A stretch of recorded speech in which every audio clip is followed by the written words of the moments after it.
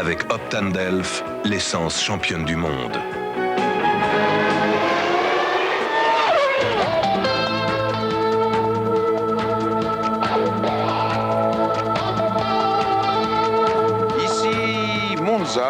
Bienvenue à ceux d'entre vous qui nous rejoignent sur TF1 à cet instant, c'est-à-dire à moins de 2 minutes du départ du Grand Prix d'Italie. Monza, c'est tout à la fois la tradition, l'histoire avec un grand H et la vitesse, car il s'agit ici du Grand Prix le plus rapide de toute la saison. L'affiche de ce Grand Prix, 1 minute le départ. L'affiche, vous la connaissez, Coulthard en pole position avec sa Williams-Renault et qui voudrait bien gagner son premier Grand Prix. Et puis Schumacher et Hill, 2 autres pilotes Renault au coude à coude dans la course au titre mondial. Bien sûr, les 2 Ferrari de Berger et Alesi dans les 2 mêmes dixièmes de seconde que la Jordan Peugeot de Barrichello et la McLaren Mercedes d'Hakkinen. Toujours les mêmes, direz-vous, et vous aurez raison, à ceci près qu'il faudra compter avec un élément clé, la fiabilité des moteurs, car Monza, c'est le banc d'essai de la saison dans ce domaine, n'est-ce pas, Alain Prost ? Oui, c'est vrai, Jean-Louis, c'est presque plus difficile que Hockenheim, qui est un circuit aussi très très rapide. On a vu dans le passé beaucoup plus de casse sur ce circuit, sans savoir vraiment trop pourquoi, mais c'est vrai que les lignes droites sont aussi étaient entrecoupées d'ailleurs de virages très rapides, les Lesmo qui ont été modifiés, et ces virages occasionnaient souvent des déjauges au niveau de l'huile, au niveau du moteur, et beaucoup de casse souvent inexpliquées. C'est vrai qu'en tête, nous avons bien entendu toujours les meilleurs moteurs. Il y a les moteurs Renault qui sont là non seulement en qualité mais en quantité, puisqu'il y a 4 moteurs Renault contre 2 Mercedes, 2 Ferrari et 2 Peugeot qui les suivent. Et ces moteurs Renault ont été depuis pas mal de temps habitués à courir sur des tracés comme Monza et Hockenheim. Au début, on privilégiait la performance, et puis après, quand on a eu la performance, on a privilégié la fiabilité. Et ce que les concurrents n'ont pas pu vraiment faire depuis le temps, puisqu'ils sont à la recherche, aussi bien Peugeot que Mercedes, de cette performance qui leur fait encore défaut. Et souvent, c'est bien entendu au détriment de la fiabilité, car en Formule 1, on ne peut pas compter d'abord sur la fiabilité, on doit compter d'abord sur la performance. C'est ça la difficulté des concurrents directs de Renault. Donc un avantage aujourd'hui, bien entendu, à la meilleure fiabilité de la Formule 1, qui est le moteur Renault. Nous sommes dans le tour de mise en place définitive. Johnny Rive, vous avez 10 secondes pour nous parler du warm-up ce matin. Eh bien, un warm-up qui a tourné à l'avantage de Jean Alesi, qui décidément aura été le champion des essais libres de ce Grand Prix d'Italie. Si Coulthard s'est adjugé le meilleur temps au cours des 2 séances de qualification, bien Jean Alesi lui a été le plus rapide et vendredi matin sur piste humide et samedi matin sous le soleil et ce matin lors du rodage où il a réalisé un temps de 1 minute 26 secondes tout rond qui aurait été, quelqu'un vient de sortir de la route dans le tour de formation et c'est une Williams Renault et je crois bien que c'est David Coulthard. Et oui, David Coulthard, l'homme de la pole position. David Coulthard coincé là-bas à la hauteur de la chicane Ascari, la sortie de la chicane Ascari. Alors s'il peut reprendre la piste, David Coulthard, tout de suite un point de règlement, il ne pourra pas la reprendre à sa place, il sera obligé de partir sur la toute dernière ligne de la grille de départ. Monza, fidèle à la tradition. On va voir ce qui se passe, on va voir exactement, il est arrivé peut-être vite, on recale c'est étonnant les parce qu'ils magnétoscopes. sont en général ralenti. Il a voulu peut-être essayer de faire chauffer ses pneus arrière en donnant un coup d'accélérateur et un peu brutal, et puis la voiture lui a échappé par l'arrière. En tout cas, elle doit être endommagée côté fond plat. C'est une faute de jeunesse, mais en tout cas, Monza fidèle à la tradition. C'est un rebondissement avant même le départ de ce Grand Prix. Et du coup, vous voyez ici, en bas de votre écran, la place de Coulthard qui est vide, et c'est donc Schumacher qui va bénéficier de cette pole position providentielle, il faut bien le dire, pour s'élancer, alors que nous attendons de voir la grille se ranger là-bas. Chez Williams Renault, on est en train de s'affoler naturellement. Les commissaires aussi balayent la piste parce qu'il a mis du sable naturellement à la sortie de la chicane Ascari. Il rentre au stand, David Coulthard, avec des graviers partout dans les pontons de la Williams Renault. Alors on va sans doute nettoyer tout ça et essayer de le faire repartir depuis la sortie des stands, depuis le pit lane. Moteur coupé pour l'instant. Alors que les 23 autres concurrents sont alignés et que le drapeau vert est là. Johnny. Voilà, le drapeau vert ayant été donné, Coulthard n'a plus le droit de prendre le mulet. Et c'est fini pour lui, il doit reprendre le départ depuis les stands, le vert avec les deux Ferrari bien dégagés, beau départ de Berger. Il a fait un écart de l'autre côté de la ligne, je ne sais pas si c'est toléré. Attention de ne pas se serrer. Attaque de part et d'autre de Schumacher, des deux Ferrari, un blocage de roue. Freinage tangent, les deux Ferrari bien passés. Derrière la Benetton Renault, on panote sur Eddie Irvine. On aurait bien aimé voir la suite de la sortie de la première chicane.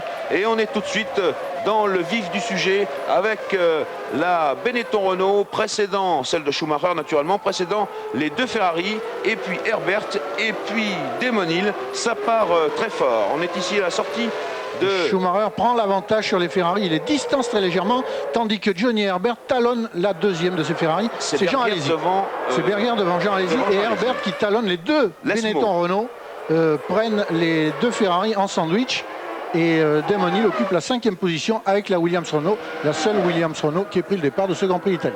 La sortie de l'Esmoniété, on entre ici dans la chicane Ascari, et c'est à la sortie de cette chicane que David Coulthard, l'homme de la pole position, n'a pas pu négocier. Voilà, c'était là-bas, à la poussière, bien entendu, et tout le monde est passé, ça sort naturellement très au large, c'est très rapide ici, c'est à fond de 4e.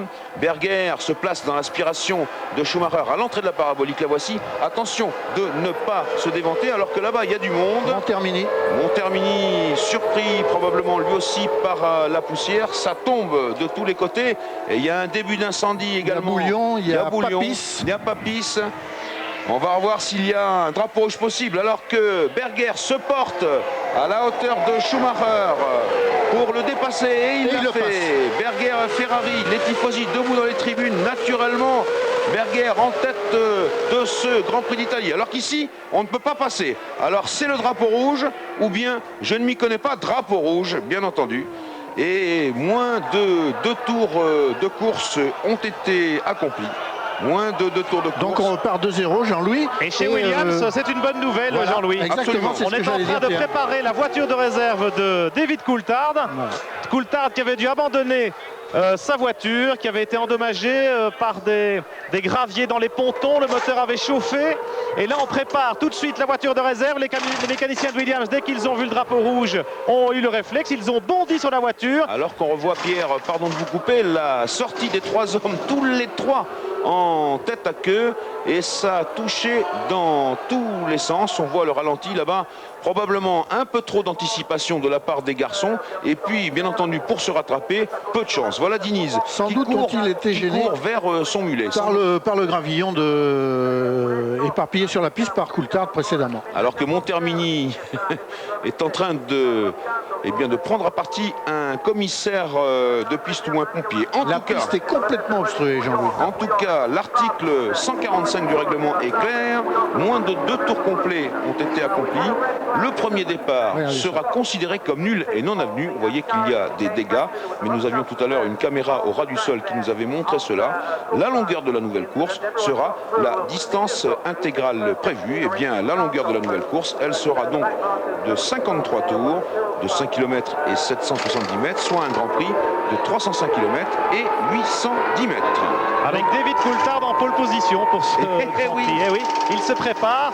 On est en train de régler le pédalier, le siège de la Williams de réserve qui était prévu pour Damon Hill, mais Coulthard est un grand garçon, il patiente un peu, il va se remettre en place. Pierre, des échos que vous avez du stand Williams Renault, il apparaît que Coulthard a fait une petite erreur en abordant trop vite. En chauffant les pneumatiques, exactement. Oui. Bon, et bien voilà, c'est ce que nous avions présagé. En tout cas, il y a des dégâts sur la piste. Voilà une Forti qui ne participera pas au Grand Prix. Voilà Montermini qui est toujours en discussion à propos de sa Pacifique, mais je me demande si Pacifique a un mulet. Et non, c'est pour ça que Montermini voudrait... On regarde Johnny à nouveau. Ligier, voilà, c'est Papis le premier qui se met en tête à queue. C'est lui. Il dérape sur le gravillon éparpillé sur la piste tout à l'heure par Coulthard et que les commissaires de piste n'ont pas eu le temps de correctement balayer et il entraîne derrière lui un chaos, un véritable chaos. Alors mon cher Alain Prost, un deuxième départ, dur pour les mécaniques, les transmissions, les embrayages. Oui, dur pour tout le monde. La seule aubaine, c'est bien entendu pour David Coulthard et l'équipe Williams Renault. C'est comme quoi, certaines fois, il faut avoir de la chance parce que d'une erreur quand même assez grossière. Il va pouvoir reprendre le départ en pole position et prouver à tout le monde qu'il peut peut-être éventuellement gagner ce Grand Prix. Dommage pour l'équipe Ferrari car Berger avait fait 2 premiers tours absolument superbes et on peut déjà imaginer la stratégie de Ferrari, peut-être avec 2 ravitaillements, car la Ferrari me semblait vraiment très très à l'aise. Et puis voilà, c'est une nouvelle course avec bien entendu les problèmes éventuels du premier départ. Au premier virage, c'est rare qu'on n'ait pas vu d'accrochage, alors qu'on voit, je crois que Papis touche légèrement. Exact. Ou en tout cas, c'est pas Nice. Il touche pas Nice, touche pas Nice derrière, légèrement. Voilà. Derrière, eh bien, c'est l'éparpillement, le halali généralisé et tout le monde préfère se mettre en tête à queue plutôt que de heurter de front l'adversaire qui vous précède. Affolement sur la piste, vous voyez que tout le monde se prépare. Eh bien, nous, on ne va pas perdre de temps. On se retrouve après ces quelques messages publicitaires. À Monza pour ce qui sera dans quelques minutes le 2e départ du Grand Prix d'Italie. Je vous rappelle les faits, une très belle attaque des 2 Ferrari sur la Benetton Renault de Schumacher. On arrive à la chicane Ascari, il y a de la poussière et puis tout le monde naturellement se souvient que Coulthard en pole position y est sorti pendant le tour de mise en formation et bien entendu ça a été dans le décor 3 ou 4 voitures successivement, ce qui a forcé les organisateurs à envoyer le drapeau rouge. Alors Dominique Guimond, je crois que vous pouvez nous recaler le tour, le premier tour, le départ vu d'hélicoptère. Le voici. Avec un départ éclair de Irvine là-bas qui passe de l'autre côté de la ligne blanche et qui gagne 2 places. Alors que les 2 Ferrari encadrent la Benetton Renault de Schumacher, vous savez que Coulthard n'est pas là puisqu'il est sorti dans le tour de formation, je vous le rappelle. Et là, à l'entrée de la première chicane, les 2 Ferrari vont se frotter de très très près. Ce sera juste d'ailleurs. C'est très très chaud, effectivement. Ça prouve que les 2 pilotes Ferrari sont parfaitement rivaux. Vous voyez derrière le tunnel de toutes ces voitures réunies va passer sans aucun encombre. Ça se bouscule un tout petit peu déjà là, mais ça passe. Regardez-moi ce beau serpentin qui nous donne la trajectoire idéale sur ce circuit de Monza. Et puis on arrive, voilà, à la chicane Ascari. La variante Ascari, à la sortie de laquelle les voitures roulent normalement en 5e vitesse lorsqu'elles sont bien lancées. Elles n'étaient peut-être qu'en 4e lors du premier tour. Là, c'est Montermini qui, après avoir essayé d'éviter Papis, parce que tout est parti de Papis, l'italien Papis, que l'on a entendu tout à l'heure, interrogé par Pierre Van Vliet. Tout est parti de Max Papis et Montermini, en essayant de l'éviter, a tapé de l'arrière, parti en tête à queue, et puis il n'est pas le seul, Bouillon aussi, une Forti, enfin ils sont plusieurs. Là le groupe arrive à l'ESMO, Johnny Herbert suit les 2 Ferrari, Schumacher mène devant Berger, Alesi, Herbert. Là-bas en 5e position, déjà un peu détaché, Graham Hill, Damon Hill. Sur la seule Williams Renault qui a pris ce premier départ et qui va être rejointe lors du prochain par celle de David Coulthard, puisque tout repartira à 0. Alors voici le groupe de tête à bord de la variante Ascari, que l'on appelle parfois chicane, mais Berger me disait avant les essais, ne pas confondre ce beau virage avec une chicane. C'est vraiment un très beau virage, très difficile, qui se termine là où ils sont là, en 5e vitesse, très très vite. Alors là, on est dans la poussière, toujours de la sortie de piste de Coulthard, et regardez, Berger se place dans l'aspiration de Schumacher, c'est très très pointu. Là, et regardez derrière, pendant que se produit l'accident, on voit que Papis, au moment où il va, vous allez voir tout à l'heure, j'ai aperçu des images, au moment où il va taper par peut-être Bouillon, des flammes s'échappent de sa voiture. Là, voilà les flammes à l'arrière de la voiture de Papis, c'est Bouillon qui s'extrait de sa Sauber. Alors, malheureux Bouillon qui a pris le premier départ au volant du mulet et qui là, dont la voiture a certainement souffert du contact avec la Arose de Papis, et je me demande si chez Sauber on sera à même de lui confier de nouveau une voiture pour le second départ. Pierre, j'ai la réponse à cette question, absolument, Johnny. Eh bien, une très bonne nouvelle. Figurez-vous que, alors que vous voyez que Max Papis est revenu, Max Papis sur la Rose, l'homme par qui le scandale est arrivé, il est là, il est sur la grille, alors qu'effectivement, l'emplacement de Jean-Christophe Bouillon à ses côtés en 8e ligne, eh bien, est encore libre. Mais heureusement, Jean-Christophe, tout à l'heure, alors qu'ils avaient failli prendre la voiture de réserve après avoir des petits problèmes de mise en marche, eh bien, Jean-Christophe, heureusement, est parti avec sa voiture de course habituelle. Et donc, il va revenir. Ils ont été chercher le mulet dans les stands, dans le garage, le temps de faire son tour de formation. Et il revient. Jean-Christophe Bouillon va pouvoir s'élancer sur la voiture de réserve de l'équipe Sauber. Alors que dans la Ligier, juste devant nous, juste devant Boulion sur la grille, eh bien, il y avait Olivier Panis qui a également été un petit peu pris dans cet accrochage. Il n'est pas là, Olivier. Ah, il est là, oui. Je vais le chercher et je vais lui demander son témoignage parce qu'il semblerait que la voiture de Papis ait heurté sa Ligier et que ce serait un peu à l'origine de tout ça. Olivier, vous pouvez nous dire ce qui s'est passé? Il semblerait que Papis vous ait touché? Non, non, il ne m'a pas touché. Je crois qu'il est parti en tête à queue derrière moi. Non, non, mais il ne m'a pas touché apparemment. Il n'y a aucun problème. Maintenant, ça a mis le drapeau rouge, il va falloir en faire un départ. Et essayez de passer la chicane bien sagement. Voilà, exactement. Bien, faites ça bien. Merci Olivier Panis. Donc, pas de contact, semble-t-il, entre la Rose et la Ligier. Et pendant que vous nous parlez, Pierre, eh bien, on assiste au retour de la pauvre Pacifique d'Andrea Montermini, qui est bien entendu furieux de ne pas pouvoir prendre le départ de ce Grand Prix d'Italie devant un public qui lui est également acquis. Rappelons que Montermini a été pilote d'essai de la Scuderia, je crois que c'était dans les années 90 ou 91. Faute de voiture de réserve, évidemment, chez Pacifique. Alors qu'ici, on se retrouve en 12e position avec l'Irlandais Eddie Irvine, le pilote de la Jordan Peugeot. Peut-être un petit mot avec lui, il s'entretient avec ses ingénieurs. Eddie Irvine, qui avait été victime de ce terrible incendie à Spa-Francorchamps lors du ravitaillement, vous vous en souvenez? Eddie, you had a pretty good start, impressive. Beau départ, impressionnant, Eddie. So you have to do it again. Il faut le refaire. À Monza, si on fait un bon départ, vous gagnez beaucoup de place, il y a tellement de place. Je fais toujours de bons départs. Et souvent, je suis obligé de lever le pied, tandis que là, j'ai eu de la place pour passer. La vitesse de pointe du Peugeot a l'air super. Oui, c'est pas mal, c'est pas mal du tout, c'est bien même. Mais bien sûr, pas toujours aussi bien que je le voudrais, naturellement.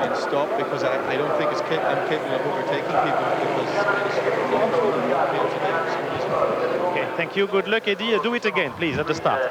Eh bien oui, Pierre, mais attention quand même, vous savez que la FIA, oui, là, non seulement la FIA a les yeux sur Irvine et tous ceux qui franchissent intempestivement la ligne blanche, gare à cela. Et puis, bien entendu, vous vous rappelez l'an passé où il avait raccourci son freinage d'au moins 50 mètres, il avait touché Herbert et naturellement il y avait eu un carambolage à la première chicane. Alors, on nous annonce départ à 15h25.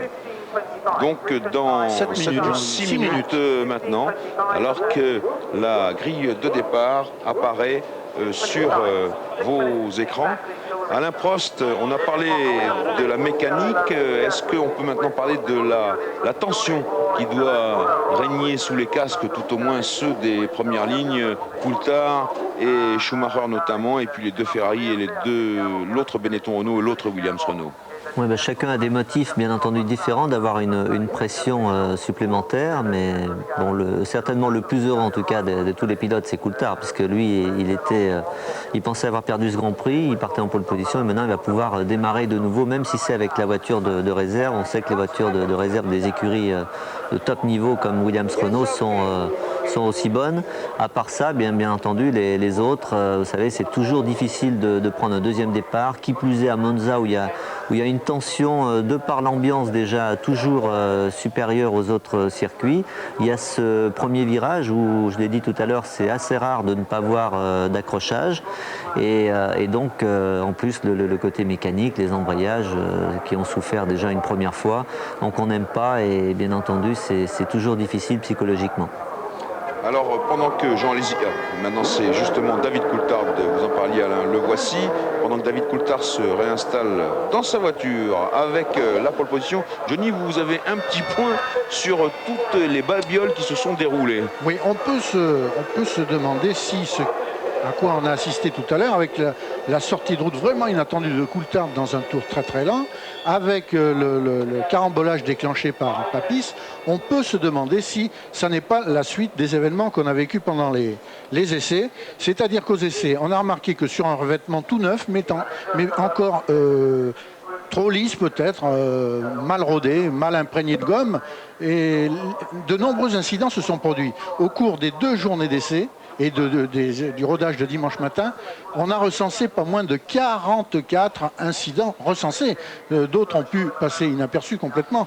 On a recensé 44 incidents sortis de route, tête à queue, etc. On les verra tout à l'heure. Johnny, Pierre Van Vliet avec Jean-Christophe Bouillon. Oui, avec une info, c'est que Jean-Christophe Bouillon devra s'élancer des stands, c'est-à-dire tout à fait à la fin, après que tous les concurrents sur la grille départ seront partis, avec la voiture de réserve de l'équipe Sauber. Jean-Christophe Bouillon, donc, qui part. Bouillon, bon dernier. Oui, qui peut partir bon dernier avec une voiture qui n'est pas du tout adaptée à ses mensurations. Cela était déjà arrivé à Bouillon.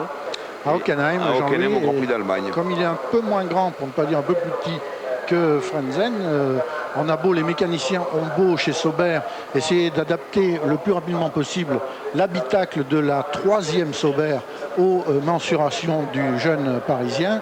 Il est toujours un peu court dans cette voiture. Il disait après le Grand Prix d'Allemagne qu'il avait eu du mal à toucher les pédales et c'est un petit peu embêtant lorsqu'il s'agit de freiner d'urgence comme c'est le cas dans les courses de Formule 1. Alors voilà ce qui reste, Jean-Louis, voilà ce qui reste de la Rose de Max Papis qui a été à l'origine donc de ce carambolage là-bas dans la ligne droite opposée. Max Papis qui lui a quand même eu la chance de repartir sur sa voiture de réserve dans les temps, c'est-à-dire que la voiture de réserve était prête pour lui à ses mensurations. Il a pu repartir tout de suite, se mettre sur la grille de départ où il partira à sa place la 15e, alors que Jean-Christophe Bouillon, ça a pris un peu plus de temps et le pit lane était fermé quand il s'est présenté. Il partira donc bon dernier.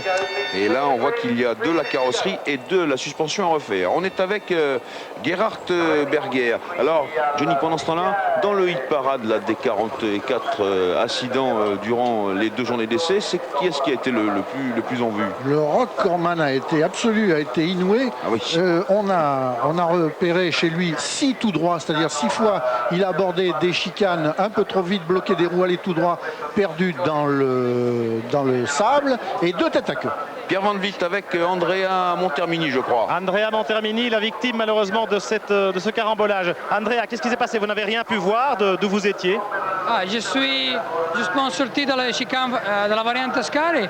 J'avais trouvé le circuit complètement bloqué et non, on ne peut faire rien. Hein, parce que moi, je ne vais pas faire rien parce que je veux seulement freiner et le circuit il était complètement bloqué. Et puis beaucoup de gravier, très peu d'adhérence. Voilà. Alors Andrea, grosse malchance, vous n'avez malheureusement pas de voiture de réserve chez Pacific. Non, pas. Alors, peut-être la prochain Grand Prix. Merci Andrea Montermini. Pas de chance pour son Grand Prix d'Italie, son Grand Prix à domicile. Ça s'est vu dans la caméra de Jean-Luc Villemont. Il est triste, il est extrêmement triste, le pauvre Montermini. Alors que là, nous sommes à bord de l'homme qui est sur la première ligne, mais à l'extérieur, Michael Schumacher, qui tout à l'heure a failli bénéficier d'une pole position tout à fait providentielle. Et puis là, on se retrouve avec la vraie pole position. Elle est à droite sur votre écran, c'est celle de David Coulthard et de sa Williams-Renault. Alors, qu'est-ce qui a pu passer dans la tête de Coulthard, même s'il chauffe ses pneus, pour faire quand même cette bourde? Sans doute a-t-il été surpris par le contraste entre la résistance des pneus que Goodyear a amené ici, qui sont des pneus relativement durs, et le fait que la piste, comme on le disait tout à l'heure, est toute neuve. Le goudron n'est pas encore imprégné de la gomme que laissent les voitures au fil des passages. Seulement 2 journées d'essai ont précédé ce Grand Prix d'Italie. Quelques jours d'essai la semaine dernière pour Ferrari et Sauber, mais il y avait très peu de voitures en piste. Et tant que la piste n'est pas imprégnée de la gomme des pneus de Formule 1, eh bien elle est beaucoup moins adhérente. Et comme cela se combine avec des pneus Goodyear les plus durs, Goodyear a amené ici des pneus à gomme assez durs, eh bien cela peut surprendre les pilotes, comme ça s'est passé tout au long des essais. On disait tout à l'heure qu'ont été recensés 44 incidents, 44 sorties de route, tête à queue, etc. Donc on cherche, pour ne rien dire, de l'accident grave de Luca Badoer qui s'est produit lors des dernières qualifications samedi après-midi. Et ça continue aujourd'hui. On s'attendait aujourd'hui à ce qu'il y ait pas mal d'incidents pendant la course. Et ça a commencé avant même le départ de la course, pendant le tour de formation. Et bien voici le départ du 2e tour de mise en place de la grille. Avec les mécanos qui rentrent tout de suite vers les stands. David Coulthard passe la première chicane, c'est celle qui est sur votre écran après finish line. Et puis ensuite on aborde la Curva Grande, C'est un virage très rapide qui, lancé naturellement, se prend en 6e. Un virage très complexe, hein, n'est-ce pas, Prost? Alain. J'ai pas entendu oui, je parlais de la Curva Grande qui est un virage extrêmement délicat. Oui, c'est un virage délicat mais qui passe quand même à fond sans problème. Il est surtout très très délicat s'il pleut car là ça peut encore passer à fond mais c'est vraiment assez problématique. On n'a pas parlé justement de la météo, le ciel était gris ce matin, puis tout est en train de se dégager et je pense que la chaleur va peu à peu monter sur cet autodrome de Monza. Alors toute la question maintenant est de savoir, alors que vous voyez qu'on fait vraiment chauffer les pneus au maximum, toute la question sera de savoir si les deux Ferrari vont pouvoir retenter le tour de passe-passe autour de Michael Schumacher et puis surtout Berger qui avait, il faut quand même le rappeler, pris la tête de ce Grand Prix d'Italie jusqu'à ce que tombe le célèbre drapeau rouge qui a mis fin à cette première tentative de Grand Prix. Et maintenant, d'ailleurs, nous assistons à la seconde. Ici, nous sommes dans la ligne droite qui relie la chicane Ascari avec la parabolique. Oui, Coulthard, il faut secouer la voiture, mais la secouer ici et non pas à la sortie de la chicane Ascari, comme tout à l'heure. En tout cas, pour l'instant, Coulthard, il va bénéficier de sa pole position. Il y aura à ses côtés Michael Schumacher et puis derrière eux, eh bien, Berger avec sa Ferrari à la corde de la deuxième ligne avec Démonil à ses côtés. Berger pour lequel ce second départ va être beaucoup plus difficile que le premier. Tout à l'heure, il s'est montré immédiatement très agressif, incisif sur le leader Schumacher. Maintenant, il a deux voitures devant lui, il a deux adversaires à combattre. Évidemment, la partie n'en sera que plus difficile pour l'Autrichien. Range sur la première ligne. Coulthard à droite pour vous. Bouillon depuis la sortie des stands qui demande moteur. Il va s'élancer derrière le peloton. Bouillon toujours très très engoncé dans l'habitacle de sa voiture. Alors là, absolument, comme c'est l'habitacle de Frentzen qui est un peu plus grand que le sien, il est encore plus en profondeur à l'intérieur de sa voiture, Jean-Christophe.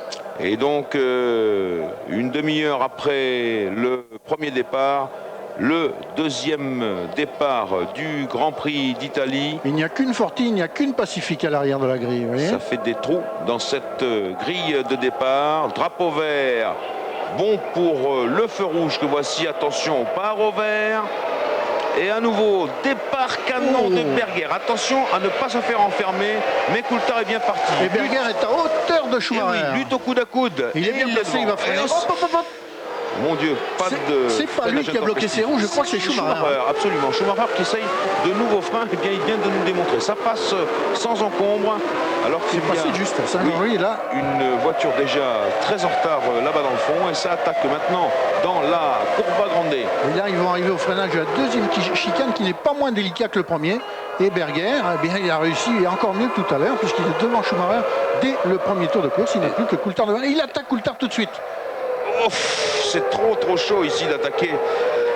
Et oui, il essaie de le prendre par surprise, c'est normal. Coulthard est un petit peu sous l'effet de sa sortie de route de tout à l'heure. Il ne doit pas être en pleine confiance, évidemment. Et ce violentier de Berger en profite. Et oui, il a l'ascendant psychologique. C'est Jean Alesi qui a fait la moins bonne opération du lot, puisqu'il est là-bas derrière Herbert. Derrière Herbert en 6e position. La manœuvre de Berger à l'entrée de l'Esmo, ça a été quelque chose. Alors Coulthard dans son virage, c'est passé cette fois apparemment. Et ils sont dans la ligne droite qui les amène, voici dans la ligne droite qui amène à la parabolique, un virage extrêmement impressionnant. Parabolique qui se prend en 4, en 4e, et on sort en 5e. Attention à ne pas être déventé ici, c'est très important. Là maintenant dans la ligne droite des stands, on va voir le moteur Ferrari par rapport au moteur Renault. Nous sommes en course, ce n'est pas les mêmes réglages, ce n'est pas le même régime maximum pour les deux moteurs. On va voir si Renault a plus d'avantages en qualification qu'en course. Je vois que la Ferrari revient sur lui grâce à l'aspiration. Et oui, il a essayé d'attaquer. Il a essayé d'attaquer à droite, et c'est un moment quand même de terrible émotion. Que de voir, Jean a passé Herbert, il a gagné une place. De voir ces bolides qui sortent de la parabolique à fond de train et qui s'engouffrent là dans ce tunnel des tribunes de Monza, c'est vraiment extraordinaire. On est bien dans le temple de la vitesse. avec ici Damon Hill, déjà un peu retardé sur son équipier David Coulthard. On va voir ce que va faire Berger, alors que le premier tour nous donne Coulthard, Berger, Schumacher, Hill 4, Alesi 5, Herbert 6, Barrichello 7, Hakkinen 8, Brundle 9, Irvine 10, Lundell 11, Frentzen 12. Une Tyrrell a été retardée. Et il y a Pedro Lamy qui est rentré au stand sur la Minardi. Et ça fait du monde. Alors pour l'instant, c'est pas la fiabilité des moteurs qui est en cause, mais c'est plutôt la fiabilité des pilotes. 12 Frentzen, 13 Panis, disais-je, 14 Salo, 15 Katayama, 16 Papis, 17 Badoer, 18 Lavaggi, 19 Inoue, 20 Diniz. Et Jean Alesi là-bas en 5e position qui a légèrement, voici l'incident, c'est une Ligier. C'est une Ligier qui coupe tout droit dans la variante Ascari. Et la Tyrrell est en tête à queue. Ils ont dû se mesurer au freinage l'un et l'autre, les deux pilotes. Et ça n'a pas réussi du tout à la Tyrrell. Ah, décidément, la chicane Ascari fait des dégâts. L'écart. Ça devait être Salo et Panis qui étaient 13e et 14e. Panis 13e, Salo 14e tout à l'heure. Ça doit être aujourd'hui. L'écart entre qu'est-ce qu'on dit, Coulthard et Berger. Là, il y a un petit problème dans notre écran de chronométrage. Il nous a dit que Mika Salo est en première place. C'est une erreur, c'est pas grave. Coulthard, Berger, l'écart est de 5 dixièmes de seconde. Schumacher est à 1 seconde et 2 dixièmes de Coulthard qui est en tête. Jean Alesi a recollé au groupe de tête maintenant après avoir dépassé Johnny Herbert. Le revoici dans le sillage de Damon Hill, lequel est dans le sillage de Schumacher. Les deux rivaux, les deux concurrents, les deux adversaires pour le titre de champion du monde 1995 sont roue dans roue, 3e et 4e en ce début de Grand Prix d'Italie. Meilleur tour pour David Coulthard en tête de ce Grand Prix d'Italie dans le 3e tour de course. C'est ici que Berger doit jouer une belle carte. En profitant du fait que Coulthard est toujours, non, il n'a pas réussi à le faire, je voulais dire que c'est ici qu'il peut jouer une belle carte en se rapprochant dans la variante Ascari, en se rapprochant le plus près possible de Coulthard pour être dans son sillage, dans la ligne droite qui les amène à la parabolique que voici, et il n'a pas réussi. Coulthard a pris quelques longueurs d'avance sur Berger. Et Herbert qui recule, et c'est Barrichello qui est passé en 6e position. Le groupe de chasse, c'est toujours celui-là. Ils sont formidables. Coulthard, Berger, Schumacher, Hill et Alesi extraordinaire. Et puis déjà un deuxième groupe scindé, Barrichello, Herbert et Hakkinen. Voilà les hommes qui vont en découdre au cours de ce Grand Prix d'Italie pour les premières places. Coulthard, Berger, Schumacher, Hill et Alesi. Les Ferrari pour l'instant supportent bien la comparaison. Elles vont sortir ici. En plus des difficultés dont on parlait tout à l'heure, d'adhérence due au revêtement neuf et aux pneus durs, il faut aussi ajouter, ne pas oublier que sur ce circuit, Schumacher là, vient de frôler la catastrophe. Sur ce circuit où les lignes droites sont tellement importantes, comme le disait tout à l'heure l'ingénieur Migaud, les voitures roulent avec très peu d'appui. Les pilotes ont beaucoup moins d'adhérence que d'habitude à cause des petits ailerons que les voitures tirent, encore que les Williams ont un aileron relativement plus important que les Ferrari. Je voulais que Alain Prost ait une réaction là-dessus. On voit que les Williams ont pas mal d'ailerons, les Ferrari également. Par contre, les Benetton, c'est vraiment une lame de rasoir. Et vous voyez, Alain, que Schumacher est en train de perdre du terrain. Oui, c'est une conception aussi de voiture un peu différente, mais c'est vrai que entre la Williams et la Benetton notamment, équipées du même moteur, on peut voir quand même que la Benetton est plus déchargée, mais c'est d'habitude comme ça. Je crois aussi que la conception même de la voiture fait qu'elle doit être un peu plus confortable à conduire avec moins d'appui aérodynamique. C'est pas du tout impossible, c'est une voiture très pointue. En tout cas, sur le plan de la performance, je pense que Coulthard a l'air un tout petit peu mieux que les autres, mais il n'arrive pas à s'en échapper. C'est entre les 5 premiers qu'on devrait voir la lutte pour la victoire. Et on a l'impression, en tout cas, à voir ce début de course, que tous les leaders, les 5 premiers de la course, ont fait à peu près le même choix tactique d'arrêt au stand, car il y a peu d'écart de performance. Et puis Barrichello, avec le moteur Peugeot, qui a l'air très rapide en ligne droite et qui, s'il est derrière en aspiration, a l'air de pouvoir doubler très facilement. Eh bien, Coulthard, Berger, Schumacher, Hill et Alesi sont en 3 secondes et 6 dixièmes. Alain, pour répondre à votre question avant qu'il se passe quelque chose, on revient ici à Monza après ces quelques messages publicitaires. Retour à Monza dans le 7e des 53 tours de course et c'est toujours aussi formidable, toujours ce groupe Coulthard, Berger, Schumacher, Hill et Alesi, alors que là c'est la Vaggi, la deuxième Pacifique. La deuxième Pacifique qui est arrêtée dans la première chicane, si je vois bien les choses. En tout cas, Coulthard, Berger, Schumacher, Hill, Alesi en moins de 4 secondes. Alors, Berger a effectué le meilleur tour en course et puis tout d'un coup, voilà que coup sur coup, Schumacher met son grain de sel dans cette histoire, une 27,658, meilleur tour en course donc pour Michael Schumacher et s'il vous plaît à 236,96 km/h de moyenne. Ensuite, on a Barrichello avec Hakkinen accroché à ses basques. Un peu plus loin, Herbert en solitaire. Et puis un autre groupe avec Brundle, Blundell, Frentzen, tout ce beau monde, encore roue dans roue. Vraiment, Monza tient toutes ses promesses et notamment avec cette course en tête de vraiment des gros bras de ce Grand Prix d'Italie, Johnny. Voici une attaque de Blundell sur son quasi-homonyme Brundle. Blundell sur la McLaren Mercedes et Brundle sur la Ligier. Oh, attention, ici, on était à l'Esmo avec une sortie un peu large dans la poussière de Démonil, je crois. Ce virage. Démonil, oui. Et regardez, Coulthard, lui, a compris la menace. Coulthard s'échappe. Meilleur tour pour le jeune Écossais en tête de la course. Et notez que Schumacher s'est rapproché assez sérieusement de la Ferrari de Berger. Schumacher qui est talonné par Démonil avec Démonil lui-même ayant Jean Alesi dans ses rétroviseurs. Il y a peut-être une explication technique au redressement de la situation de Schumacher qui devient vraiment menaçant pour Berger. C'est que traînant moins d'appui que les autres Formule 1, Schumacher a eu besoin de plus de tours pour mettre ses pneus à la bonne température. C'est fait maintenant. Sa voiture a atteint son meilleur rendement au niveau de la tenue de route. Et voilà, Schumacher en tire la quintessence et il revient, il presse Berger. Mais sauf qu'en ligne droite, Berger lui a pris quelques longueurs ici. Et oui, le moteur 12 cylindres Ferrari, son domaine c'est la puissance plutôt que la souplesse. Et puis je vois que derrière, eh bien, il y a Hill, il y a Alesi, 5 garçons extraordinaires qui font leur course. Alors que c'est toujours la bagarre. Attention à l'aspiration. Ça, c'est la bagarre entre Blundell, Frentzen et les deux Ligier de Brundle qui viennent de se faire passer tout à l'heure par Blundell et maintenant par Frentzen. Et Brundle qui est suivi par Panis. Tout à l'heure, la petite confrontation entre Panis et Salo n'a pas eu de conséquences pour Olivier Panis. Alors Coulthard est en train de s'échapper alors que Alesi sort toujours extrêmement large là-bas dans le deuxième Lesmo. Coulthard est en train de s'échapper, Alain. Est-ce que Berger va perdre son aspiration? Car ça compte ici à Monza, l'aspiration.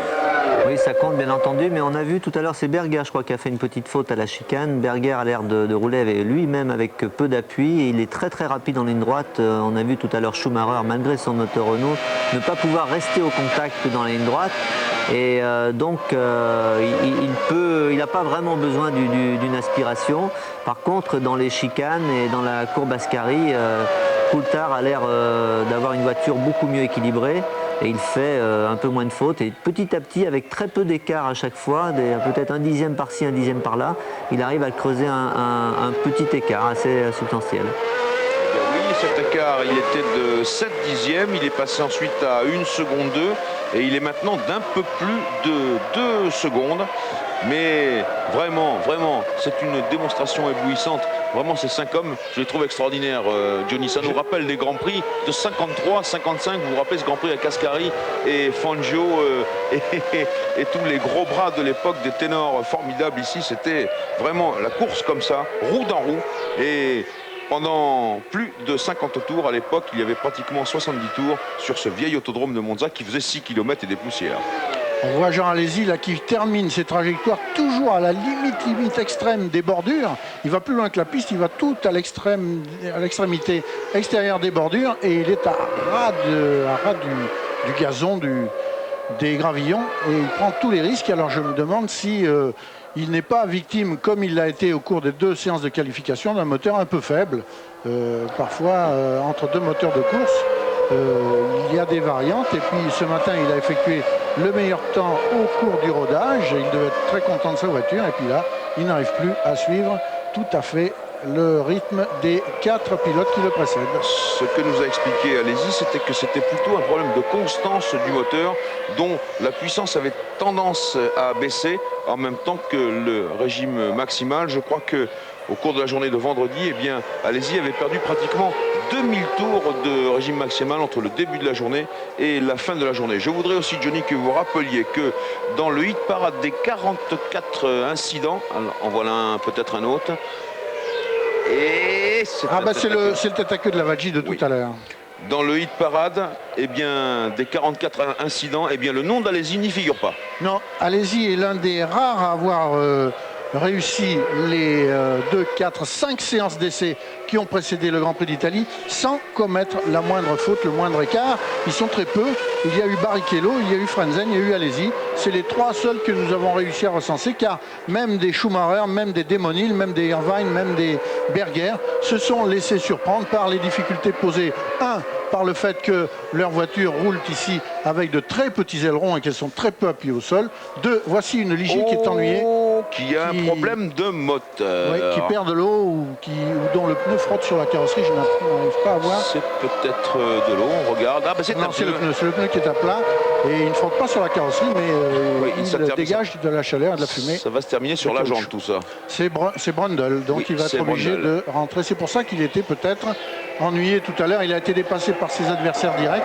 Peut-être était-il victime d'une crevaison lente et le pneu a fini par éclater.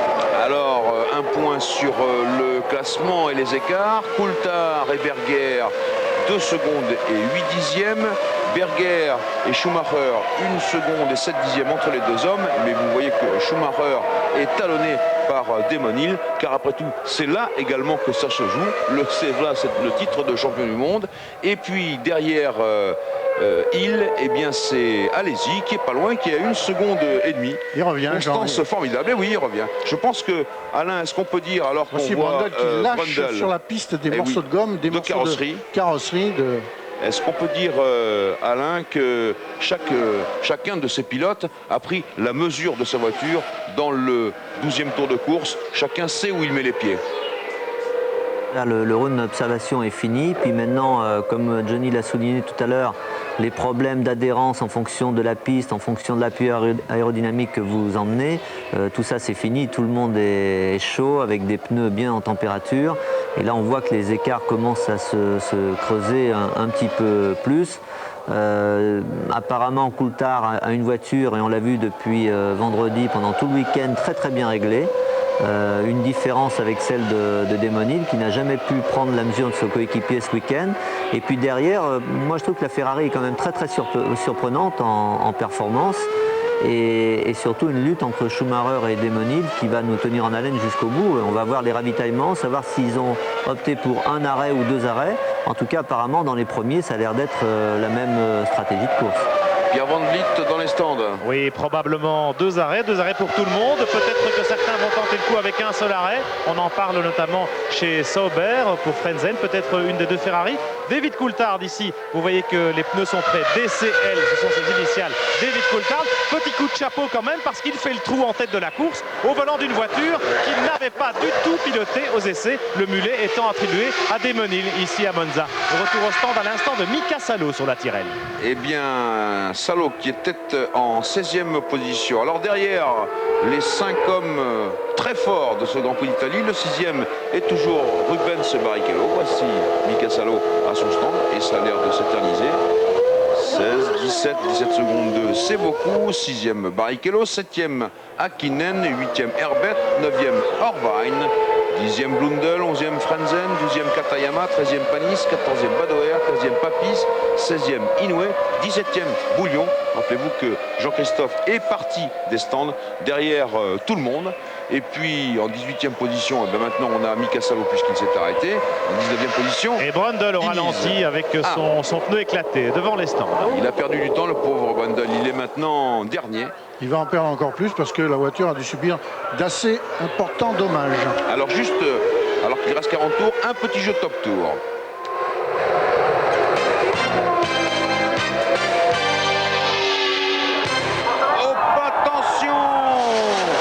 David Coulthard en tête à queue et au même endroit.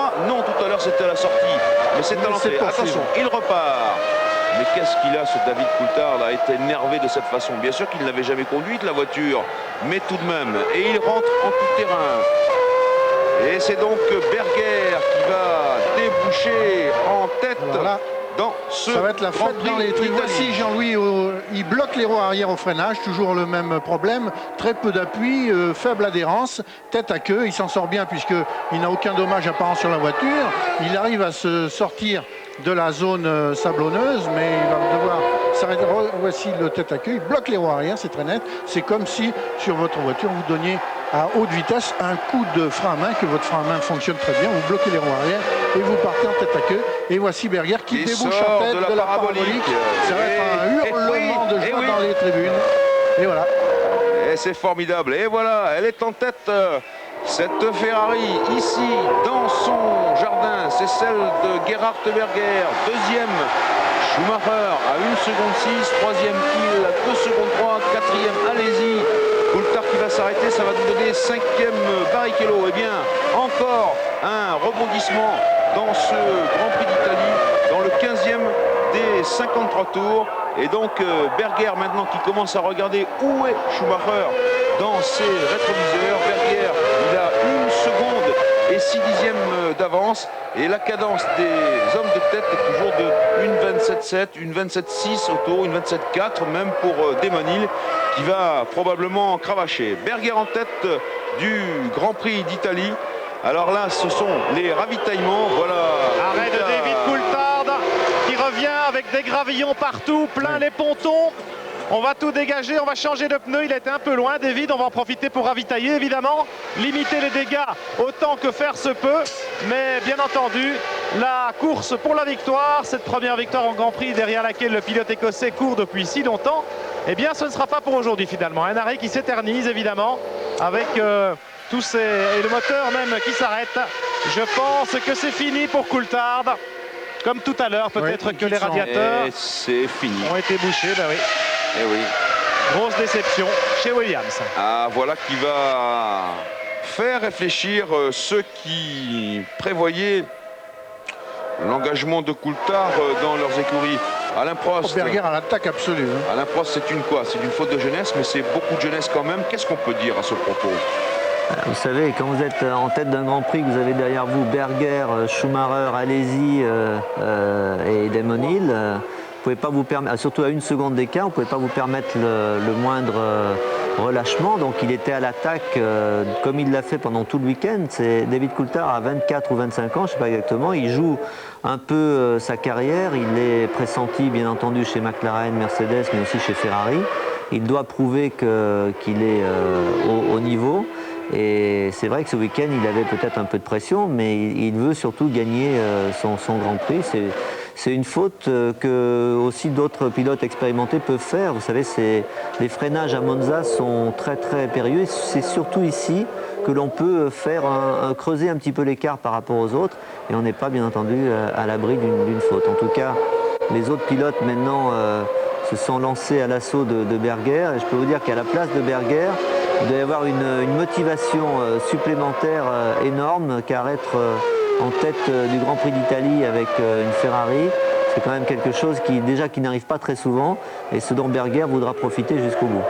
Voilà Berger justement qui attaque Diniz. La Forti de Diniz. Nous sommes dans le 17e tour de course. Alors, vous parlez du freinage, Alain Prost, eh bien, Jean Alesi nous a dit exactement la même chose dans Automoto ce matin. Et oui, le freinage ici à Monza, quand on est à 3,40 ou 3,30, c'est-à-dire 330 km/h, eh bien, c'est aussi du pilotage. C'est de la bravoure, mais c'est aussi du pilotage. Et peut-être que le pauvre Coulthard va la prendre à ses dépens. En tout cas, pour l'instant, il nous reste les seniors, en tête de ce Grand Prix. 1 Berger, 2 Schumacher, 3 Hill, 4 Alesi. Voilà, 3 pilotes détachés en tête et Alesi légèrement en retrait par rapport à ce trio. On peut se demander si Jean Alesi n'a pas fait le pari d'un seul arrêt de ravitaillement. Il serait parti au départ avec plus de charge, plus d'essence à bord de sa voiture, ce qui expliquerait les difficultés qu'il trouve à suivre exactement le même rythme que ses rivaux directs. Mais si c'était bien le cas, eh bien les quelques dixièmes de seconde qu'il peut concéder un tour ou l'autre, eh bien il les rattrapera très largement lors des premiers ravitaillements. Et comment, Johnny Rive, je vous écoute et ce serait formidable. Voici justement Jean Alesi en 4e position. Alors là, il va falloir également commencer à tailler sa route parmi les pilotes retardataires. On est ici à bord de la Williams-Renault de Damon Hill, la seule Williams-Renault maintenant en course. Et voyez que si Schumacher se rapproche de Berger, attention, je ne l'ai pas vu, c'est Katayama. C'est Yuko Katayama. Monsieur Katayama, s'il vous plaît, ne vous mêlez pas pour l'instant à cette lutte de titans. Eh bien, Schumacher, pression sur Berger, Hill, pression sur Schumacher, n'en doutons pas, car il va revenir. Donc, tailler sa route ici à Monza, c'est facile et en même temps c'est difficile. C'est facile parce qu'il y a des lignes droites et il y a de l'aspiration, mais il reste les freinages dans quelques endroits bien précis, Alain Prost. Ici, on ne peut pas dépasser partout quand même. Non, on ne peut pas dépasser partout. Et on a vu une image très significative tout à l'heure de Damon qui était absolument soudé à la boîte de vitesse de Schumacher juste avant la parabolique. Et il s'est retrouvé à la sortie de la parabolique à peu près 20 mètres ou 15 mètres derrière et pas suffisamment proche pour prendre et bénéficier de l'aspiration et donc pour l'attaquer éventuellement à la chicane. Mais les points de dépassement réellement sur ce circuit, on pourrait dire qu'il y en a beaucoup, c'est sûr, à la fin de chaque ligne droite, il y a un freinage assez violent, mais la piste n'est pas très large et puis elle n'est pas tout à fait parfaitement droite au freinage au bout de la ligne droite des stands et le pilote qui ne met pas de la bonne volonté, qui reste un petit peu ou un peu plus au milieu de la piste, et là c'est quand même problématique pour dépasser en toute sécurité. Alors que la caméra de Jean-Luc Villon peut nous montrer Coulthard qui rentre vers sa voiture. Coulthard qui vient d'avoir une discussion sérieuse. I had a front wheel bearing failure, which meant the front wheel was coming loose and il y a eu un problème de roulement de roue avant. Too bad, sorry about that. Donc ça a complètement déséquilibré l'auto au freinage et surtout ça a dû éloigner les plaquettes de frein du disque quand la roue battait sur son axe et ça a reporté tous les freins sur les roues arrière, c'est-à-dire comme on le disait tout à l'heure, c'est comme s'il avait tiré son frein. Jean-Luc Villemont et sa caméra avec Pierre Van Vliet nous montrent les pontons, l'entrée des pontons de la pauvre Williams-Renault. Et oui, il y a du sable, il y a de la terre, il y a des marques.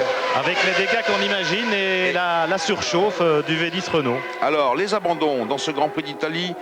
Coulthard, Brundle, Lavaggi, Lamy. Vous voyez que Brundle, eh bien, trois quarts de tour sur une jante. Ça endommage définitivement les suspensions et les roulements de roues. Et donc Brundle et sa Ligier Honda font partie maintenant des gens qui ont abandonné au cours de ce Grand Prix d'Italie.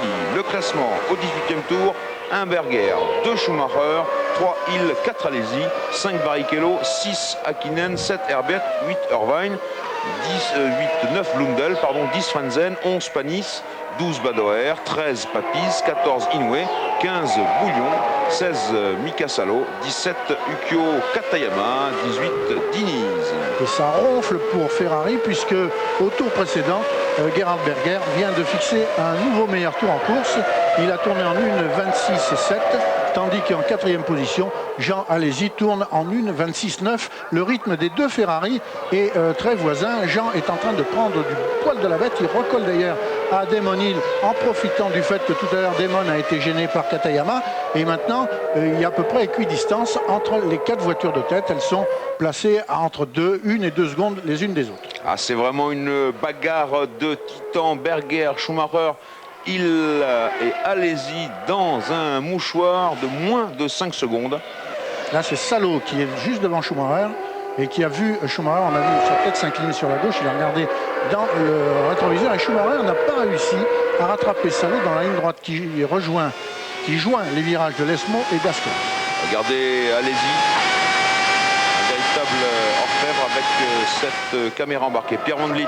Oui, alors exception faite, Jean-Louis, exception faite des 2 Tyrrell Yamaha de Salo et Katayama. Il semblerait qu'on s'oriente vers une course avec un seul arrêt. Parce qu'avec ce nouveau revêtement et ces pneumatiques à gomme dure, eh bien, les voitures sont capables de boucler la distance avec un seul arrêt côté pneumatique. Et donc on préfère privilégier cela. La ligne droite de Monza est très rapide et un arrêt au stand est assez pénalisant également. Ça ne va pas très fort pour Schumacher, j'ai l'impression, Pierre, parce que pendant que vous nous expliquiez, vous nous donniez cette très bonne explication, eh bien, Schumacher a eu les pires difficultés à dépasser la Tyrrell Yamaha de Salo dans la ligne droite. Je vous le demande un peu, c'est pas du tout une autre Benetton Renault ou une Renault, une Ferrari, non, c'était la Tyrrell Yamaha et il avait du mal.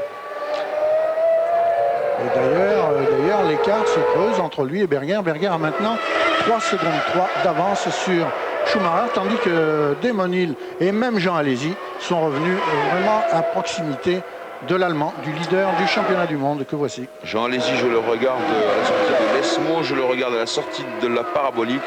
C'est toujours les roues placées au même millimètre.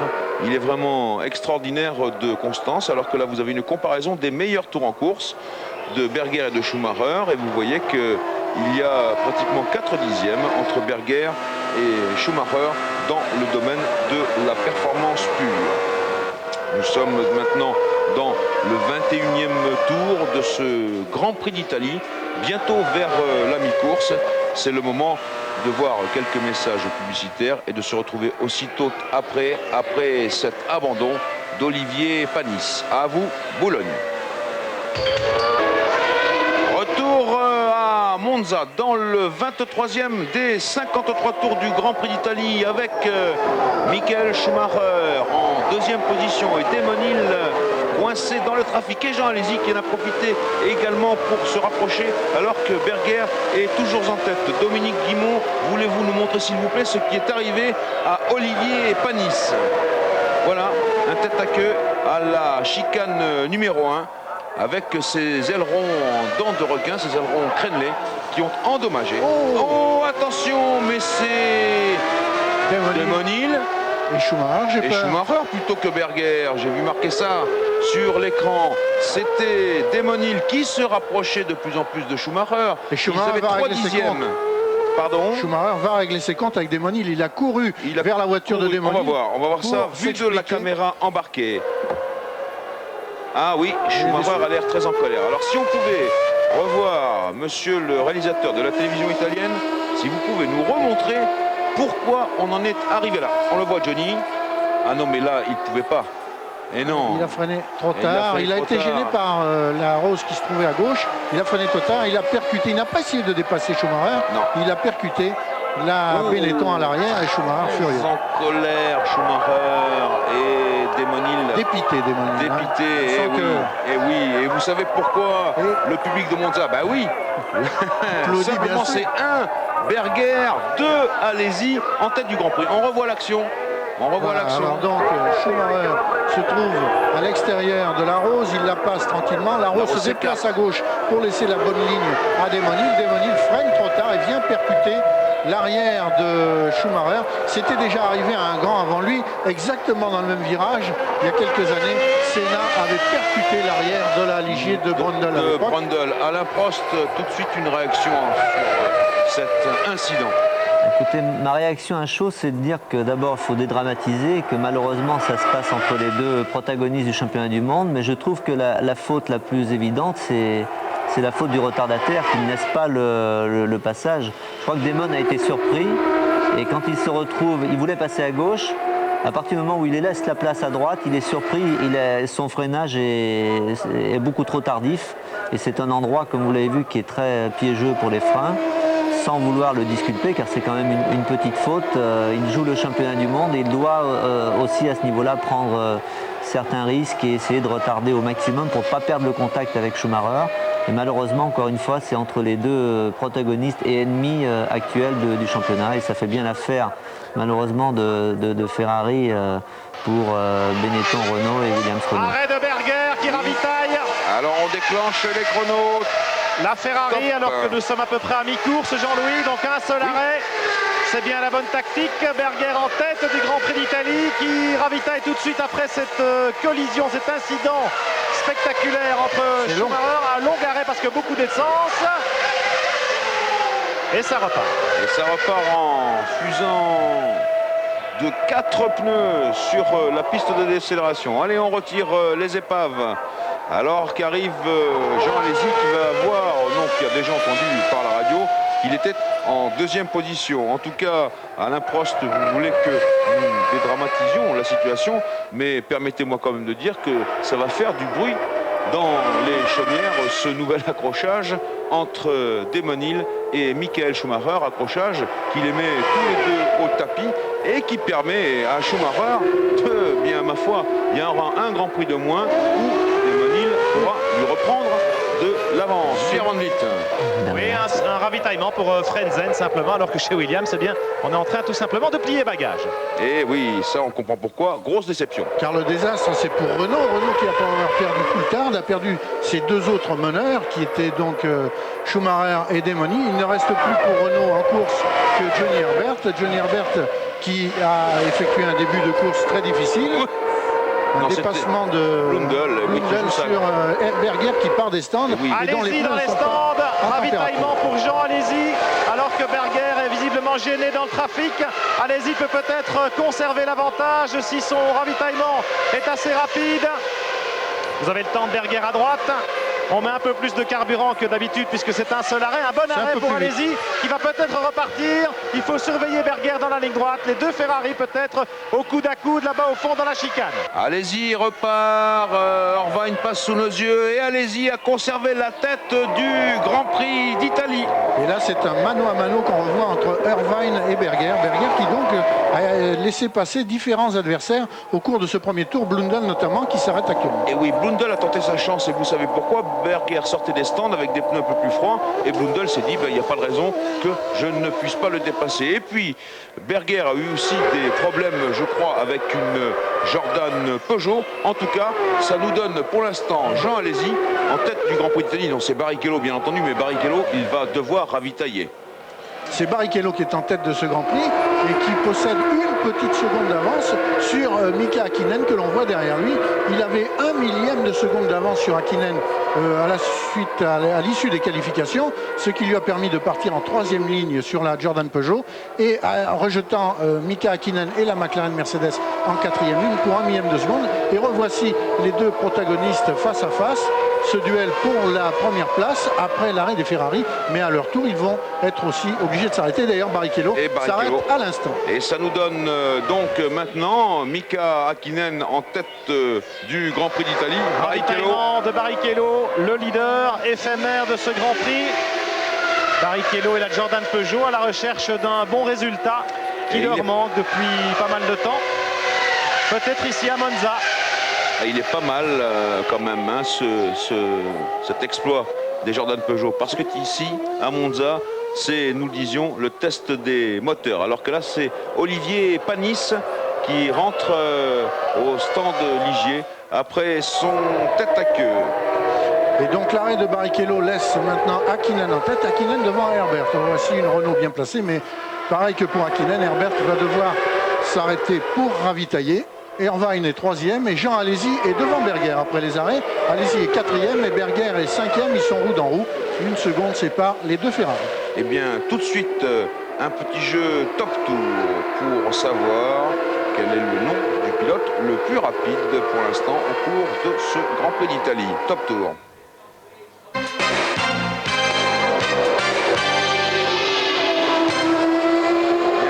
C'est notre ami Luca Badoer qui a eu des gros soucis avec sa Minardi. La voiture a tapé, on voit pourquoi, et bien c'est Lesmo. C'est déjà là que l'ami avait eu des problèmes. Et voyez la voiture qui fonce à droite. Oh, ça tape fort. Et oui, Lesmo, ça a été un peu ralenti, mais c'est quand même l'un des grands virages. Häkkinen au stand. Häkkinen au stand, lui aussi en tête du Grand Prix. McLaren Mercedes qui est aussi à la recherche d'un résultat. Et aujourd'hui, eh bien, ça va peut-être être l'occasion ou jamais, après l'abandon de Schumacher et Hill, le double abandon. Eddie Irvine maintenant dans les stands. Jordan Peugeot, attention, c'est juste à côté de chez McLaren. Irvine, on croise les doigts. On se souvient évidemment de l'incendie de Spa il y a 2 semaines. Et puis il reste encore Johnny Herbert parmi les hommes de tête qui doit ravitailler. Johnny Herbert qui profite du fait que sa voiture est extrêmement légère en essence puisqu'il est sur le point de tomber en panne sèche. J'espère que ça ne va pas lui arriver. Et Johnny Herbert qui, en tête de la course, vient de fixer son meilleur tour à lui, qui n'est pas le meilleur tour de la course, mais c'est maintenant qu'il vient d'aller le plus vite, une 26,4, alors qu'il est tout près du meilleur tour. Faisant l'objet d'un concours, je ne sais pas s'il faut citer son auteur. Si, on peut toujours le dire, l'homme le plus rapide de ce Grand Prix d'Italie, c'est Gerhard Berger, une 26,419. Et vous voyez que Herbert s'est rapproché. Voici le classement pour l'instant dans le 29e tour de course. 1 Herbert, 2 Alesi, 3 Berger, 4 Hakkinen, 5 Barrichello, 6 Irvine. Et Herbert, là, qui va sans doute dépasser, eh bien, va devoir, s'arrêter dans ce tour-ci. Sinon, le tour prochain, à moins de risquer, il reste à gauche. Il reste à gauche. Il franchit une nouvelle fois la parabolique et il continue. Audacieux. Herbert. C'est audacieux, mais Pierre Van Vliet le disait tout à l'heure, vous avez vu la longueur des ravitaillements, vous avez vu aussi le moment des ravitaillements, et il est clair que nous aurons un seul et unique ravitaillement au cours de ce Grand Prix d'Italie, sauf incident exceptionnel. On a passé le cap de la mi-course depuis maintenant 5 tours, et effectivement, il n'y aura qu'un seul ravitaillement au cours de ce Grand Prix d'Italie, dû au fait que les pneus ne s'usent pas, le revêtement est lisse, les pneus sont durs, donc chaque écurie a prévu de ne s'arrêter qu'une seule fois. Et vous avez remarqué que les 2 Benetton, Schumacher comme Herbert, étaient assez lentes en début de course dans les premiers tours, peut-être précisément qu'elles embarquaient beaucoup d'essence pour retarder au maximum cet unique ravitaillement. Ceci explique que Herbert ait l'autonomie suffisante pour poursuivre sa route à ce stade du Grand Prix. Et Herbert qui mène un rythme très très élevé par rapport aux 2 Ferrari alourdis d'essence. Les Ferrari tournent en 1,29 et des quelques dixièmes, alors que Herbert tourne en 1,27. Il prend de l'avance sur les Ferrari. Maintenant, Alesi, deuxième, est à 17 secondes de Herbert, qui ne s'est pas arrêté. Mais l'écart grandit. Tout à l'heure, il y avait 14 secondes entre Herbert et Alesi. Maintenant, il y a 17. Et Berger est à 18 secondes 8. Il joue le jeu. Voici Herbert qui boucle son 30e tour de course. Sur le Pirelli Yamaha, est-ce que voilà, il rentre, Pierre Van Vliet. Il rentre, ils sont prêts chez Benetton à accueillir Johnny Herbert pour un ravitaillement éclair. Herbert à la limite du blocage des roues au freinage. On se précipite chez Benetton. Schumacher n'est plus en course. Les mécaniciens donnent donc le meilleur d'eux-mêmes pour la seule Benetton rescapée, celle de Johnny Herbert, le vainqueur du Grand Prix de Grande-Bretagne. Il a retordre au Ferrari ici à Monza. C'est le suspense de cette deuxième partie de Grand Prix. Les Ferrari sont passés en tout cas. Les Ferrari sont passés. Et ce que je voulais demander, eh bien voilà, mes vœux sont exaucés. Je voulais que l'on revienne sur les 2 Ferrari, car l'écart entre Alesi et Berger est extrêmement faible. Il était de 1 seconde 3, il est passé à 1 seconde 1 et il est maintenant de 8 dixièmes. Alors, si vous me le permettez, il va y avoir une explication de texte entre ces 2 garçons, le 27 et le 28. Et voilà, que va-t-il se passer au sein de la Scuderia si ces 2 hommes continuent à dominer le Grand Prix d'Italie? Y aura-t-il un ordre d'écurie de façon à ce que la course ne soit pas faussée par un éventuel accrochage, par une rivalité trop exacerbée? Est-ce que l'écurie Ferrari va passer à ces 2 pilotes l'ordre de rester, de conserver les positions au cas où leur victoire serait assurée, au cas où ils ne seraient plus menacés? Ce qui c'était le cas, c'était déjà produit dans l'histoire de Ferrari plusieurs fois, et on garde en mémoire la fameuse course, le fameux Grand Prix de Saint-Marin 82, où Pironi et Villeneuve s'étaient livrés un duel terrible, alors que la consigne avait été passée sans avoir été passée vraiment clairement, et à l'issue duquel les 2 hommes qui avaient terminé premier et deuxième, ils ne s'étaient pas accrochés, mais les 2 hommes avaient terminé brouillés. Je dirais que j'avais envie de vous arrêter parce que ça c'est un Grand Prix de sinistre mémoire, et je ne souhaite pas qu'il y ait quelque chose de semblable entre les 2 pilotes Ferrari. En tout cas, c'est la joie chez les tifosi. C'est la joie chez les tifosi. Alain Prost, vous êtes à la place justement de Jean Todt. Qu'est-ce que vous faites? C'est une question très très difficile parce qu'en tant que directeur d'équipe, si vous avez vos 2 voitures sur votre territoire, donc votre Grand Prix national, 2 voitures qui sont maintenant sûres de remporter la course, sauf ennui mécanique, car on ne voit pas Herbert ou Hakkinen ou Barrichello remonter sur eux. C'est évident que vous voulez geler les positions avant la fin pour éviter un accrochage. Par contre, s'il donnait une consigne aussi bien, normalement à Berger, puisque maintenant c'est le moins bien placé des deux, puisqu'il est derrière, est-ce qu'il va la respecter? Vous savez que les deux pilotes s'en vont de chez Ferrari, et pour Jean comme pour Gerhardt, gagner à Monza, qui plus est en fonction des événements actuels, l'arrivée de Schumacher serait un cadeau absolument fantastique. Et ça doit être très très difficile, aussi bien dans la tête des pilotes que dans la tête des dirigeants. Donc on va voir ce qui va se passer, mais je doute que Berger obéisse si vraiment il avait une consigne. Le fait, Alain, qu'Alési ait 7 points d'avance sur Berger au classement du championnat du monde ne peut pas influer dans cette décision. Alési est d'ores et déjà trop loin pour espérer taquiner Schumacher, naturellement. À la régulière, bien entendu qu'il est trop loin, mais vous savez, il faut toujours penser que des incidents, des accrochages comme celui qu'on a vu aujourd'hui peuvent encore se produire.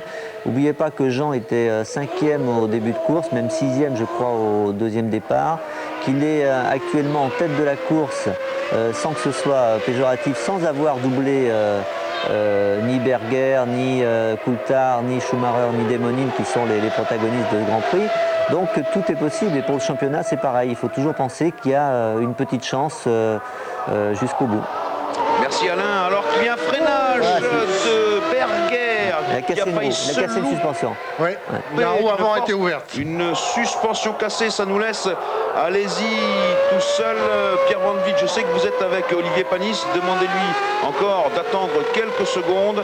Nous avons eu Berger avec rediffusion des images. Un problème de suspension. On regarde. Voilà, on voit la roue avant gauche qui est ouverte, la suspension s'est ouverte, c'est soit une biellette de direction, soit une biellette de suspension, l'une ou l'autre. Et là, Berger, il a de la chance de rester sur la roue. Alain, vous êtes le maître. Suspension, suspension apparemment, c'est le bras de suspension qui a cédé. Ça fait 2 fois que ça se produit chez Ferrari cette saison. Il faut faire...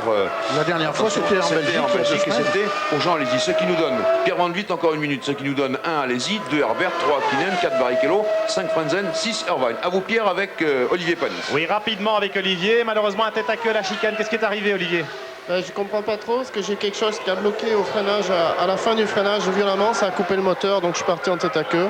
Mais ça faisait une dizaine de tours déjà que j'avais des problèmes de frein, donc c'est peut-être les freins, c'est dommage, mais c'est comme ça. Peu d'appui, des voitures difficiles à conduire au freinage ici à Monza. Oui, c'est vrai qu'on a peu d'appui, les voitures sont très difficiles, en plus il y avait beaucoup de poussière sur la piste depuis le début de la course. Et dès qu'on sortait de la trajectoire, il fallait 2 ou 3 tours pour nettoyer les pneus, c'est très compliqué. Merci Olivier, bon retour. Nous on attend Demonil et Michael Schumacher qui vont revenir ici à l'arrière du paddock. Attention au match de boxe Pierre, tout à l'heure ça avait l'air chaud sur la piste. Allez-y de Herbert. Voici les images de Berger qui casse sa suspension avant, qui bloque aussitôt ses roues. Non, je dirais sortie de la Curva Grande. Donc, oui, c'est possible. Curva Grande, et ça, c'est la chicane de la Roggia. Et on peut peut-être trouver, je ne sais pas, c'est une hypothèse, une explication à cette rupture de suspension. Les bordures des chicanes à Monza sont relativement élevées. Ce sont, à proprement parler, le terme est souvent galvaudé, des vibreurs, c'est-à-dire des bordures qui sont taillées comme en dents de scie. Et les pilotes n'hésitent pas à empiéter largement sur ces bordures. Berger n'est pas le dernier à empiéter sur les bordures, et certainement que dans ces cas-là, les suspensions en souffrent. Est-ce que Berger a été victime d'un tel incident? C'est une théorie qui mérite d'être soulevée. Et Alési qui reste dans sa course, toujours la sortie au millimètre près dans la parabolique. Allez-y, Herbert à 8 secondes et 3 dixièmes, Hakkinen à 14 secondes. Alors que c'est le pauvre Berger qui revient entouré des carabiniers. Tout cela pour le protéger des tifosi, de l'enthousiasme des tifosi. Hakkinen donc à 14 secondes d'Alési, Frentzen à 28 secondes d'Alési, Irvine à 30 secondes, Blundell à 31 secondes. N'oubliez pas Barrichello, 4e devant Frentzen qui est à 15 secondes, il est dans le sillage d'Hakkinen. Tout à l'heure, les deux hommes, les deux rivaux étaient Barrichello devant Hakkinen, et après les ravitaillements, les ravitaillements ont joué. Voici la jolie Kumiko, la fiancée de Jean Alési, que voici lui à l'image. Donc Barrichello 4, Frentzen 5, Irvine 6, Blundell 7. Papis 8, Mika Salo 9, Jean-Christophe Bouillon 10, Inoue 11. Et voici une sortie de route d'une Tyrrell encore. C'est Diniz 12. C'est à l'Esmond. 11 alors du coup. Il revient. Je crois que c'est Salaud. Elle est sortie un petit peu au ralenti accéléré. Mais enfin bon, ça va. L'information était la bonne. Donc ça nous laisse pour l'instant 12 voitures en course dans ce Grand Prix d'Italie avec des possibilités de marquer des points. Les suspensions endommagées de Gerhard Berger. Et alors, si ma théorie est la bonne, ça n'est pas sûr encore, il faudra enquêter, poser des questions après la course. Si ma théorie est la bonne, il faut rassurer immédiatement les supporters de Jean Alesi. Jean Alesi était exemplaire tout au long des essais de ce début de course. Ne jamais mettre ses roues sur une bordure. Il est toujours resté impeccablement sur la piste. Il n'a jamais pris un risque de ce genre-là. Et c'est ce qui était le plus formidable quand on le voyait à l'œuvre aux essais. Je pense surtout aux essais libres qui ne comptaient pas pour la grille de départ, qu'il a tous dominé. Son style de pilotage était merveilleux au cours de ces essais qu'il a constamment dominé. Eh bien, il y avait comme lui un autre garçon qui conduisait de la même façon, Johnny, c'était Hans Harald Frentzen, un véritable orfèvre du volant, lui aussi. Frentzen qui est actuellement 5e. Jean Alesi, toujours en tête du Grand Prix d'Italie dans le 36e des 53 tours de Monza. Je ne veux certainement pas porter malchance à Alesi et vendre la peau de l'ours, mais vous vous souvenez de ce qu'il nous a dit? Il nous l'a dit dans Automoto, il nous l'a dit dans Formula 1. Ce que je voudrais, c'est offrir à mes amis les tifosi le plus beau cadeau. Et pour le plus beau cadeau, ça serait une victoire ici à Monza. Et là, actuellement, quand même, Jean Alesi ne roule pas sur du velours parce que derrière lui, Johnny Herbert roule à peu près au rythme de la Ferrari. L'écart entre la Ferrari de Jean Alesi et la Benetton Renault de Johnny Herbert que nous voyons ici est constant. Il tourne autour de 8 secondes et demie. Ça n'est pas grand-chose. Non, et les deux hommes sont pratiquement toujours à vue puisque Alesi entrait dans la... Voici les autres derrière, Hakkinen, Barrichello. Tout cela est très groupé. C'est très ouvert. Hein, toujours très ouvert, oui. Donc je disais que Alesi entrait dans la parabolique alors que Herbert sortait de la chicane Ascari. Il en est de même de l'autre côté du circuit de Monza à la sortie de la parabolique, et cela jusqu'à la chicane numéro 1.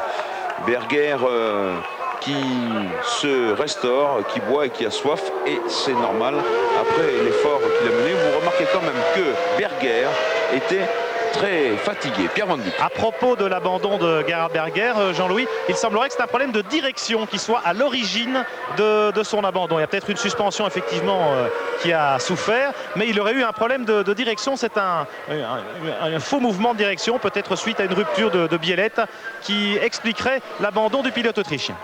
Et Berger qui vient de dépasser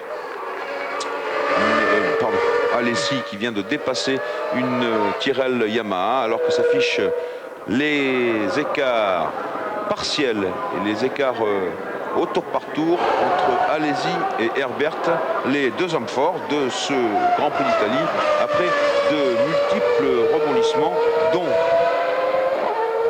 l'accrochage entre Schumacher et Hill n'a pas été le moindre, puisque les deux leaders du championnat du monde se sont retrouvés KO, je le rappelle, après que Damon Hill ait légèrement manqué son freinage et qu'il ait percuté Schumacher qui était devant lui. Et Herbert se rapproche de Jean Alesi, plus que 7 secondes 4 d'écart entre le Français et le Britannique. Et on en est au 37e tour, il en reste donc 16. Ces deux hommes sont à part égale, ils ont remporté l'un et l'autre leur premier Grand Prix cette année. Jean Alesi c'était à Montréal, Johnny Herbert c'était à Silverstone. C'est Frentzen qui prend un tour, ouh là là, il arrive vite et il passe. Impeccable d'ailleurs. Merveilleux pilote que ce Frentzen qui nous a un petit peu étonné en n'excitant pas plus la convoitise des grandes écuries. On aurait pensé qu'après la splendide saison qu'il fait, les 100 fautes qu'il enchaîne les uns aux autres, Grand Prix après Grand Prix, on aurait pensé que Frentzen serait la cible de la convoitise de Ferrari, de McLaren, de Benetton. Eh bien, apparemment pas, et il s'est contenté de rester avec Sauber. Il a re-signé avec Sauber pour l'année prochaine. Eh bien, nous allons demander à notre informateur favori, cher Alain Prost. Il paraît que Frentzen demandait énormément d'argent pour arriver chez Benetton. Est-ce que vous avez quelque chose à nous dire là-dessus? Non, je ne crois pas que ce soit vraiment une information vérifiée. Je crois surtout que d'abord il avait un contrat avec Sauber, il a une option et donc il avait un dédit quand même assez important. Et puis surtout, aussi bien chez Ferrari que chez Benetton, ils n'avaient pas envie d'être le faire-valoir ni de Schumacher ni de Jean Alesi, qui ont un contrat déjà en poche avec un statut de premier pilote. Et Frentzen a préféré attendre un an de plus. Et je pense que c'est une situation qui surprend beaucoup de monde, et je dois dire que c'est une solution plutôt sage, dans la mesure où il fait son expérience en Formule 1, et à la fin de la saison prochaine, il aura une ouverture possible dans au moins 3 ou 4 bonnes équipes, dans les 3 ou 4 meilleures équipes du moment. Et je crois que c'est peut-être pas plus mal, plutôt que d'être le deuxième pilote et d'avoir des performances comparées à son leader qui ne seraient pas de toute façon objectives. Alors que nous avons assisté là à une passe d'armes entre Blundell et Irvine, car les Jordan Peugeot sont bien placés. Vous n'en doutez pas, en tête, Alesi avec une Ferrari, en deuxième position Herbert avec une Benetton Renault, en troisième position une McLaren Mercedes avec au volant Mika Häkkinen, en quatrième position une Jordan Peugeot, celle de Barrichello, pratiquement roue dans roue avec Häkkinen, et puis 6e, 5e Frentzen, 6e et 7e position, c'est Irvine qui est talonné par Blundell. Ça nous donne, bien passé. oui, ça nous donne les deux McLaren Mercedes et les deux Jordan Peugeot au coude à coude. Et si vous voulez bien vous rappeler la saison passée, eh bien, il y a un peu de revanche dans l'air de ce côté-là. Et en tout cas, chez Jordan Peugeot, comme chez McLaren Mercedes, on doit surveiller de près les moteurs, car je vous le répète, ici, quand on passe le test de Monza, eh bien, on peut pratiquement aller dans tous les circuits du monde. Jean-Louis dans les stands. Oui. Eh bien, c'est Michael Schumacher et Damon Hill qui reviennent tous les deux en ambulance. Michael, what is your reaction? Michael, quelle est votre réaction? On ne fait pas des choses comme ça. What can you say? I don't know. I must see the video pictures. I don't know. Il veut voir l'enregistrement télévisé. I can feel that Damon went into me, which I'm not very happy with at the moment. Did you talk to him? Avez-vous parlé à Hill? Unfortunately. Non, Oui, pas encore. oui, malheureusement, dit-il. Oui, malheureusement. Ah. Alors, Damon a dû sans doute s'expliquer, peut-être s'excuser. Voici Damon Hill. Pierre, si vous voulez traduire vous-même, parce que nous n'entendons pas. Écoutez, là, j'étais avec Schumacher. Je me précipite auprès de Damon. Et pendant ce temps, l'écart se réduit entre Alesi et Herbert. Il n'y a plus que 7 secondes une. Damon, non, il ne veut pas parler. Alors Pierre, revenez peut-être sur ce que vous a dit Michael Schumacher, tout en marchant à côté de Damon Hill, qui ne veut pas parler. Ah, si. Il préfère aller dans le garage où ce sera plus silencieux. Damon. What happened, Damon? Misunderstanding with Qu'est-ce qui s'était passé? Pisa. Mésentente. Was that Pap Inouye? Well, c'est de la faute d'Inouye. Pierre, vous avez un problème de micro, c'est la faute de Papis. The guy just changed lines twice in front of me. On peut pas changer 2 fois de ligne comme ça devant. And then he moved out of the way again. I mean, the guy it's just ridiculous. That's the second time that happened to me in the race. Someone just doesn't look in the mirrors or they think they're racing against me. They just don't know what they're doing. It's ridiculous. It's completely ruined a really good race. Did you talk to Michael in the car coming back? Obviously, he was very. Bien sûr qu'il. Too, you know, I wanted to have a race to the end. Il est vraiment en colère de ce qui s'est passé. Really, completely clueless as to what's going on around them. C'est complètement. Then those sort of things happen. So I'm pretty angry, obviously. You know, bien sûr, je suis très en colère. Vous pouvez le comprendre. You know, holding it back because best I can, but I mean, I would never ever want to tangle deliberately or have an accident like that because mais avoir un accident comme ça, c'est tellement bête. Every time Michael got a bit of space, I managed to pull him back, and we were having a good race. And I was looking forward to the pit stops, of course, when I thought I could at least pull out. Marché impeccable, on avait un plan de course bien, l'arrêt au stand était bien prévu. And all I needed to do was get ahead of him in the pit stop, and I would have been able to pull away once I got in front of him. And it's just a crying shame, really. Eh oui, c'est une grande honte d'en terminer comme ça. Pierre, pendant ce temps-là, il y a eu un abandon, et c'était celui de Eddie Irvine. Pierre Van Vliet, juste, retraduisez-nous exactement, si vous pouvez, si vous vous en souvenez, ce qu'a dit Michael Schumacher. Bon, Jean-Louis, on reprend un petit peu. Oui, allez-y. Je vous raconte pas la bousculade, mais bon, Michael Schumacher, donc a dit qu'il était évidemment très fâché, désolé, comprenant pas très bien ce qui est arrivé.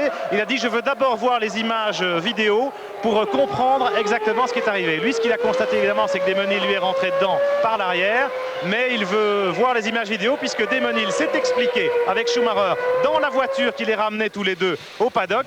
Damon Hill lui a expliqué ce qu'il vient de nous dire, c'est-à-dire qu'il a été piégé par Max Papis, le pilote italien de la Rose, qui a effectivement changé 2 fois de position, qui a un petit peu paniqué en voyant sans doute le leader revenir dans ses rétroviseurs. Et voilà, donc Schumacher, avant de vraiment peut-être porter plainte contre Damon Hill, on ne sait jamais, puisque après ce qui est arrivé à Spa, tout est possible, eh bien il voulait d'abord voir les images vidéo. Alain Prost, une réaction à ce que vient de nous dire Pierre et ce que vient de dire Damon Hill? Oui, ben bon, Damon a expliqué un petit peu comment ça s'est passé. Et je dois dire, comme je vous l'ai dit tout à l'heure à chaud, que personnellement, je pense qu'il y a eu beaucoup de choses dites, de faites et décrites d'ailleurs sur la lutte entre Damon et Schumacher, même depuis l'année dernière, puisque vous savez que le contentieux date d'Australie, la dernière course de 94. Mais très peu de choses sont faites contre les retardataires ou pour améliorer les choses, parce que il est très difficile de lutter pour une course, pour la victoire d'un Grand Prix, et puis qui plus est du championnat du monde, comme je vous l'ai dit, sans devoir prendre de temps en temps certains risques de dépassement. Et il faut quand même que les retardataires mettent un peu du leur. Et là, je dois dire que la première faute incombe aux retardataires, et bien entendu, après, la victime, c'est certainement Schumacher, puisque lui, il n'y pouvait rien. Mais il faut pardonner dans ce cas-là à Damon d'avoir fait cette petite faute. Bien sûr, Alain, c'est une sage analyse.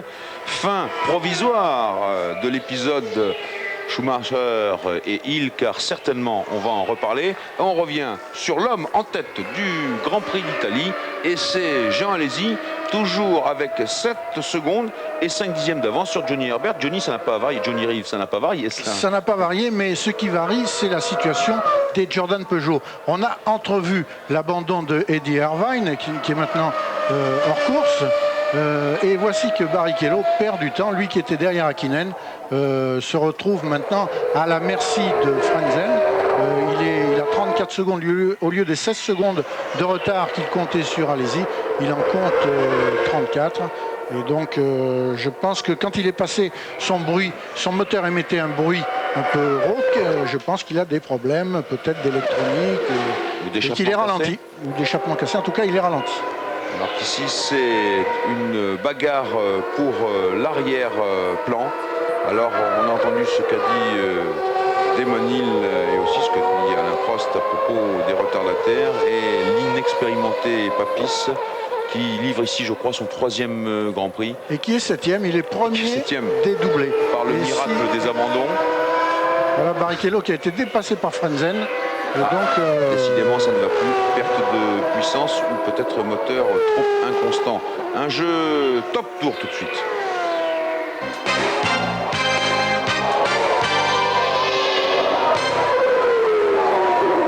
On vient voir à l'image le fameux Max Papis.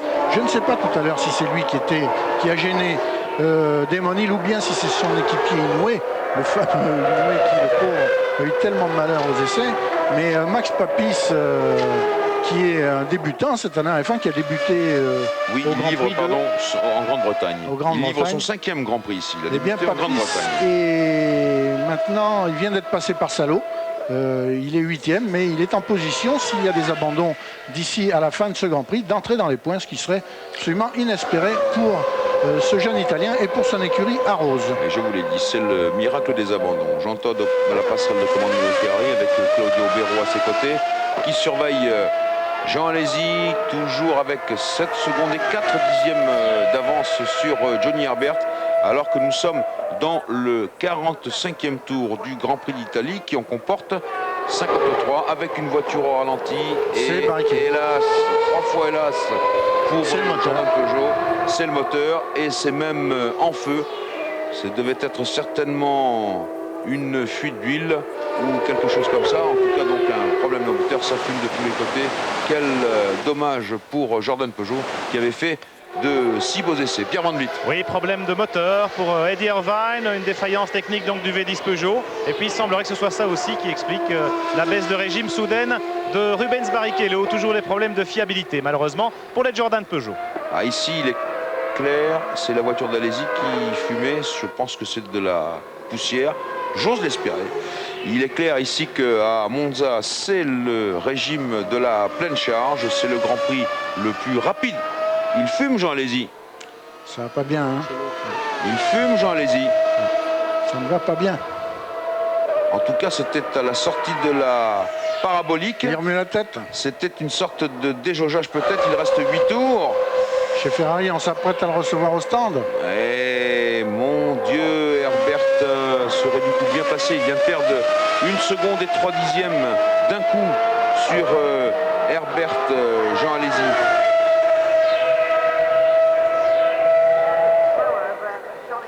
Alain Prost, vous êtes comme nous, vous êtes inquiet?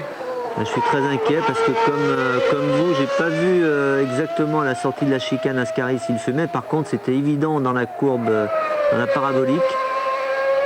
Et apparemment, il perd du terrain. Est-ce que c'est une fuite d'huile, un déjaugeage? Là, on voit pas vraiment ce qui se passe. Mais apparemment, il est moins rapide de toute façon. Il est tourné en 1,28,3 qui pour lui est un temps très moyen.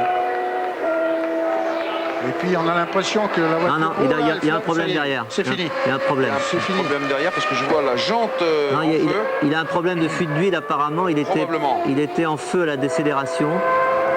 Donc certainement un retour à l'échappement. On va le voir dans la parabolique, mais apparemment il ne tiendra pas 8 tours comme ça. Ce serait... Non, ce serait un vrai miracle. Et je crois qu'en course automobile, il n'y en a pas. Ça fume encore. Regarde, il y a eu cet éclair de flamme. Et il rentre au stand. Il rentre au stand.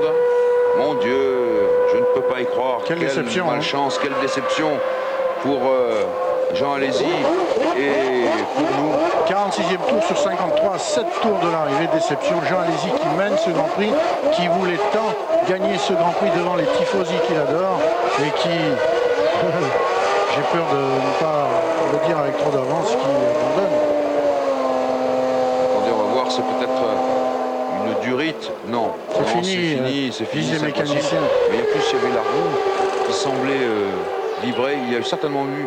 Il n'y a pas eu qu'un problème de moteur. C'est peut-être même un problème de châssis avec cette jante qui frottait. Alors qu'on fait signe de tous les côtés. Jean Todt vient aux nouvelles. Allez-y, s'extrait de sa Ferrari. Quelle malchance. Il préfère garder son casque, allez-y. J'espère qu'il va aller, oui, il va aller supporter, voir ses supporters, les tifosi. Quel désespoir. C'est bien sûr le silence dans les tribunes. Il s'assoit derrière le muret des stands. C'est la désolation absolue. Les gens se lèvent dans les gradins et quittent le circuit de Monza. C'est la désolation absolue chez Ferrari et dans les tribunes de Monza. Jean Alesi complètement abattu et Jean Todt, son directeur sportif, abattu pour lui parce que quelle belle course aujourd'hui Jean Alesi après un début de course si difficile. Il avait tenu le coup et il dominait la situation. Et le voici qui est désespéré. Oui, il y a des fois ça, bien sûr. Je ne crois pas. Un tel coup sort. Alors qu'on était, combien vous avez dit Johnny, 6 tours, 7 tours de l'arrivée. Quel désespoir alors que les Ferrari avaient la course en main. Et il faut reconnaître que c'est à nouveau un problème technique. Voici l'incident. Jean, allez-y. Salut la foule des tifosi. Qu'il applaudit. Il devait avoir une fuite d'huile parce qu'à ce freinage-là précisément, souvenez-vous, sa voiture avait vibré de l'arrière, elle avait ondulé un petit peu comme si de l'huile avait été projetée sur les pneus arrière et les flammes qui en sont sorties du capot manifestent effectivement une fuite d'huile. Allez-y qui est rentré dans son stand après avoir salué les tifosi. On voit quelque chose qui vibre. Alain Prost, une réaction? Oui, tout à l'heure je disais que c'était certainement une fuite. On voit les flammes, mais on se demande s'il n'y a pas un problème de roue en même temps. Ou... Vous voyez, regardez, on dirait que il y a un problème. C'est encore une suspension cassée. Comme en Belgique, c'est la même suspension. C'est pas du tout impossible, oui, bien sûr. Ouais. Oui, la roue était inclinée. Vous avez bien vu, Alain, la roue arrière droite à la sortie de la variante Ascari est complètement inclinée. Elle a pris du carrossage positif. Et quelque chose était... J'avais vu juste, c'était un problème mécanique de roue, de suspension. Et retour à la course alors qu'il reste 5 tours dans ce Grand Prix d'Italie et qu'il faut se faire à cette idée. Johnny Herbert va remporter son deuxième Grand Prix. Attention Jean-Louis, il y a tellement d'incidents, il n'y a plus que 10 voitures en course. 10 voitures en course sur 24 théoriquement au départ, en réalité 22. Et la course n'est pas finie, 5 tours encore à couvrir. Et Renault va se rattraper avec peut-être cette unique voiture encore en course. Je ne peux pas m'empêcher de penser... Jean, c'était malheureusement trop beau pour être vrai. Ah, c'est très compliqué de la voir, oui, il s'en va. Il est tellement triste qu'il n'a pas la force de parler, de donner la moindre explication. Alors donc, Benetton-Renault, une Renault encore en course et peut-être la bonne. Et je pense à l'occasion manquée pour les Jordan Peugeot. Oui. Alors que ça allait bien pour les voitures irlando-françaises. Mais en tout cas, si on l'a dit, on l'a redit, Monza, c'est le test, c'est le banc d'essai des moteurs. Et de ce côté-là, il faut être le plus fort possible. Les moteurs Ferrari ont tenu et apparemment, ce serait des problèmes, je le disais, purement mécaniques, de suspension ou de roulement de roue, puisqu'après tout, on l'a vu ça aussi sur un autre abandon tout à l'heure. Donc c'est très compliqué de tenir le coup ici à Monza. Et il reste maintenant 9 voitures en course dans ce Grand Prix d'Italie avec un point sur le classement, 1 Herbert, vous l'avez à l'image, 2 Hakkinen, 3 Frentzen, 4 Blundell, 5 Salo, 6 Papis, et oui, Papis qui est à l'origine de l'accrochage entre Hill et Schumacher. Si c'est lui, si ça n'est pas Inoue. Il apparaît qu'on disait que c'était Inoue que nous avions vu Papis, enfin, peu importe. Eh bien, Papis, lui, va marquer des points. Le 7e, c'est Bouillon. Bouillon qui n'est qu'à 2 secondes de Papis. Et qui pourrait marquer des points. 2 secondes du point au championnat du monde. Et il reste 4 tours.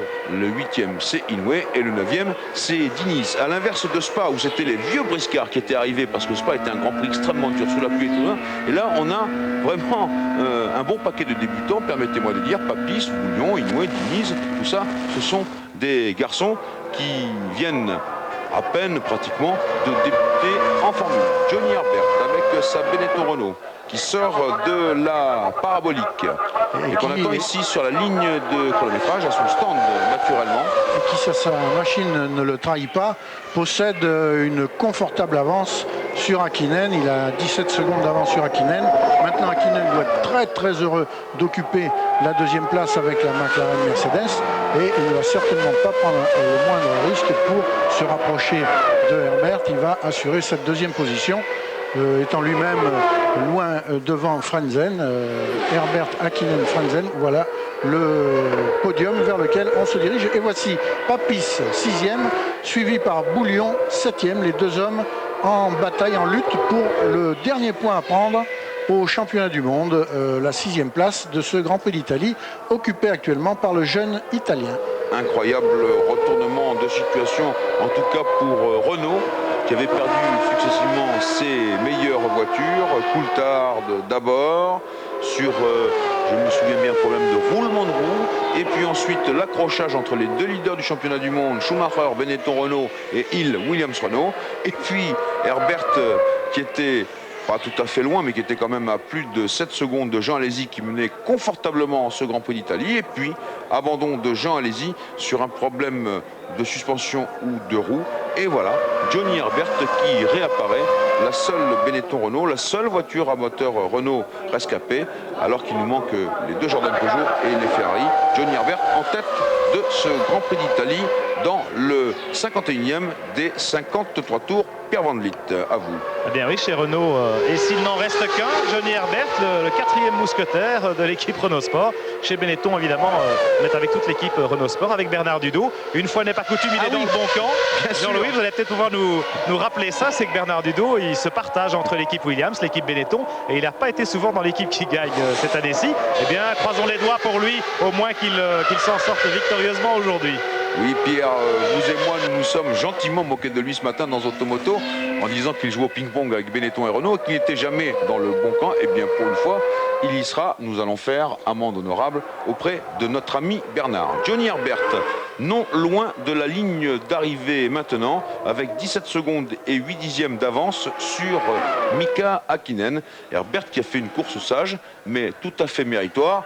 Mais lui aussi, eh bien, il bénéficie d'un tas d'abandons, et non des moindres. Coulthard, Schumacher, Hill, Berger, et puis Jean Alesi. Jean Alesi, le pauvre Français, qui est, on s'en doute, extrêmement déçu. Jean Alesi qui ne pourra pas emporter sa deuxième victoire en Grand Prix, alors que c'est pratiquement chose faite pour Johnny Herbert. C'est pratiquement chose faite. Il entame ici, il boucle la fin du 52e tour et il entre précisément maintenant dans le 53e et dernier tour de ce Grand Prix d'Italie. Alors un petit mot sur le dernier Français en course. Eh bien, Bouillon n'est plus qu'à 3 dixièmes de seconde de Papis pour le point de la 6e place. Comment cela va-t-il se passer entre Bouillon et Papis? Papis qui est un peu plus débutant que Bouillon. Bouillon qui a pris la saison en marche lorsque Sauber l'a appelé au secours au Grand Prix de Monaco le jour où il a été décidé d'écarter le brave Wendlinger qui n'était pas estimé comme ayant recouvré suffisamment ses moyens. Papis qui a donc 3 grands prix à son actif. Les deux hommes se livrent maintenant un duel pour le point de la 6e place. Un Papis qui s'est fait remarquer tout à l'heure, si c'était lui, par cette manœuvre qui a tellement gêné Damon Hill qu'elle a conduit à l'élimination accidentelle des 2 leaders du championnat du monde. Eh bien Papis qui doit se dire comment résister à Bouillon pour marquer ce point qui serait si important pour moi au championnat du monde. Et voilà, Bouillon est passé, Bouillon est devant Papis. Et bien voilà, au moins une bonne nouvelle pour la France avec Bouillon qui va marquer un point. Häkkinen qui va franchir, Herbert qui va franchir pour la dernière fois la parabolique. Herbert, il livre ici son 75e Grand Prix. Et il va, dans cette accélération finale, eh bien, emporter sa deuxième victoire au Grand Prix. Regardez toute l'équipe Renault ici dans le stand, Jean-Louis. Oui, oui. Cette dernière ligne droite, vous savez, ils l'ont poussé. Regardez la joie de Bernard Dudot, ça fait plaisir à voir. Et toute son équipe. Et bien sûr, deuxième victoire pour Johnny Herbert après sa victoire au Grand Prix de Grande-Bretagne cette année au mois de juillet. Donc, le classement du Grand Prix d'Italie, au fur et à mesure que les voitures passent sous nos yeux et que l'équipe Benetton Renault se congratule. 1, Johnny Herbert. 2, Mika Häkkinen. 3, Hans-Harald Frentzen qui monte sur le podium. 4, Mark Blundell. On attend Mika Salo qui serait le 5e homme à marquer des points. Et puis on attend bien entendu Jean-Christophe Bouillon, alors que c'est la joie. Johnny Herbert, vainqueur de ce Grand Prix d'Italie et Benetton, qui passe en 3e position champion du monde. Et très belle opération pour l'anglais. Voilà, 5e Mika Salo, alors que Flavio Briatore pour accueillir Johnny Herbert. Et 6e Jean-Christophe Bouillon. On se retrouve dans quelques minutes pour le podium, l'analyse de la course avec Alain Prost et le résumé de la course avec Mac Minardi. Et puis les classements à vous, Boulogne.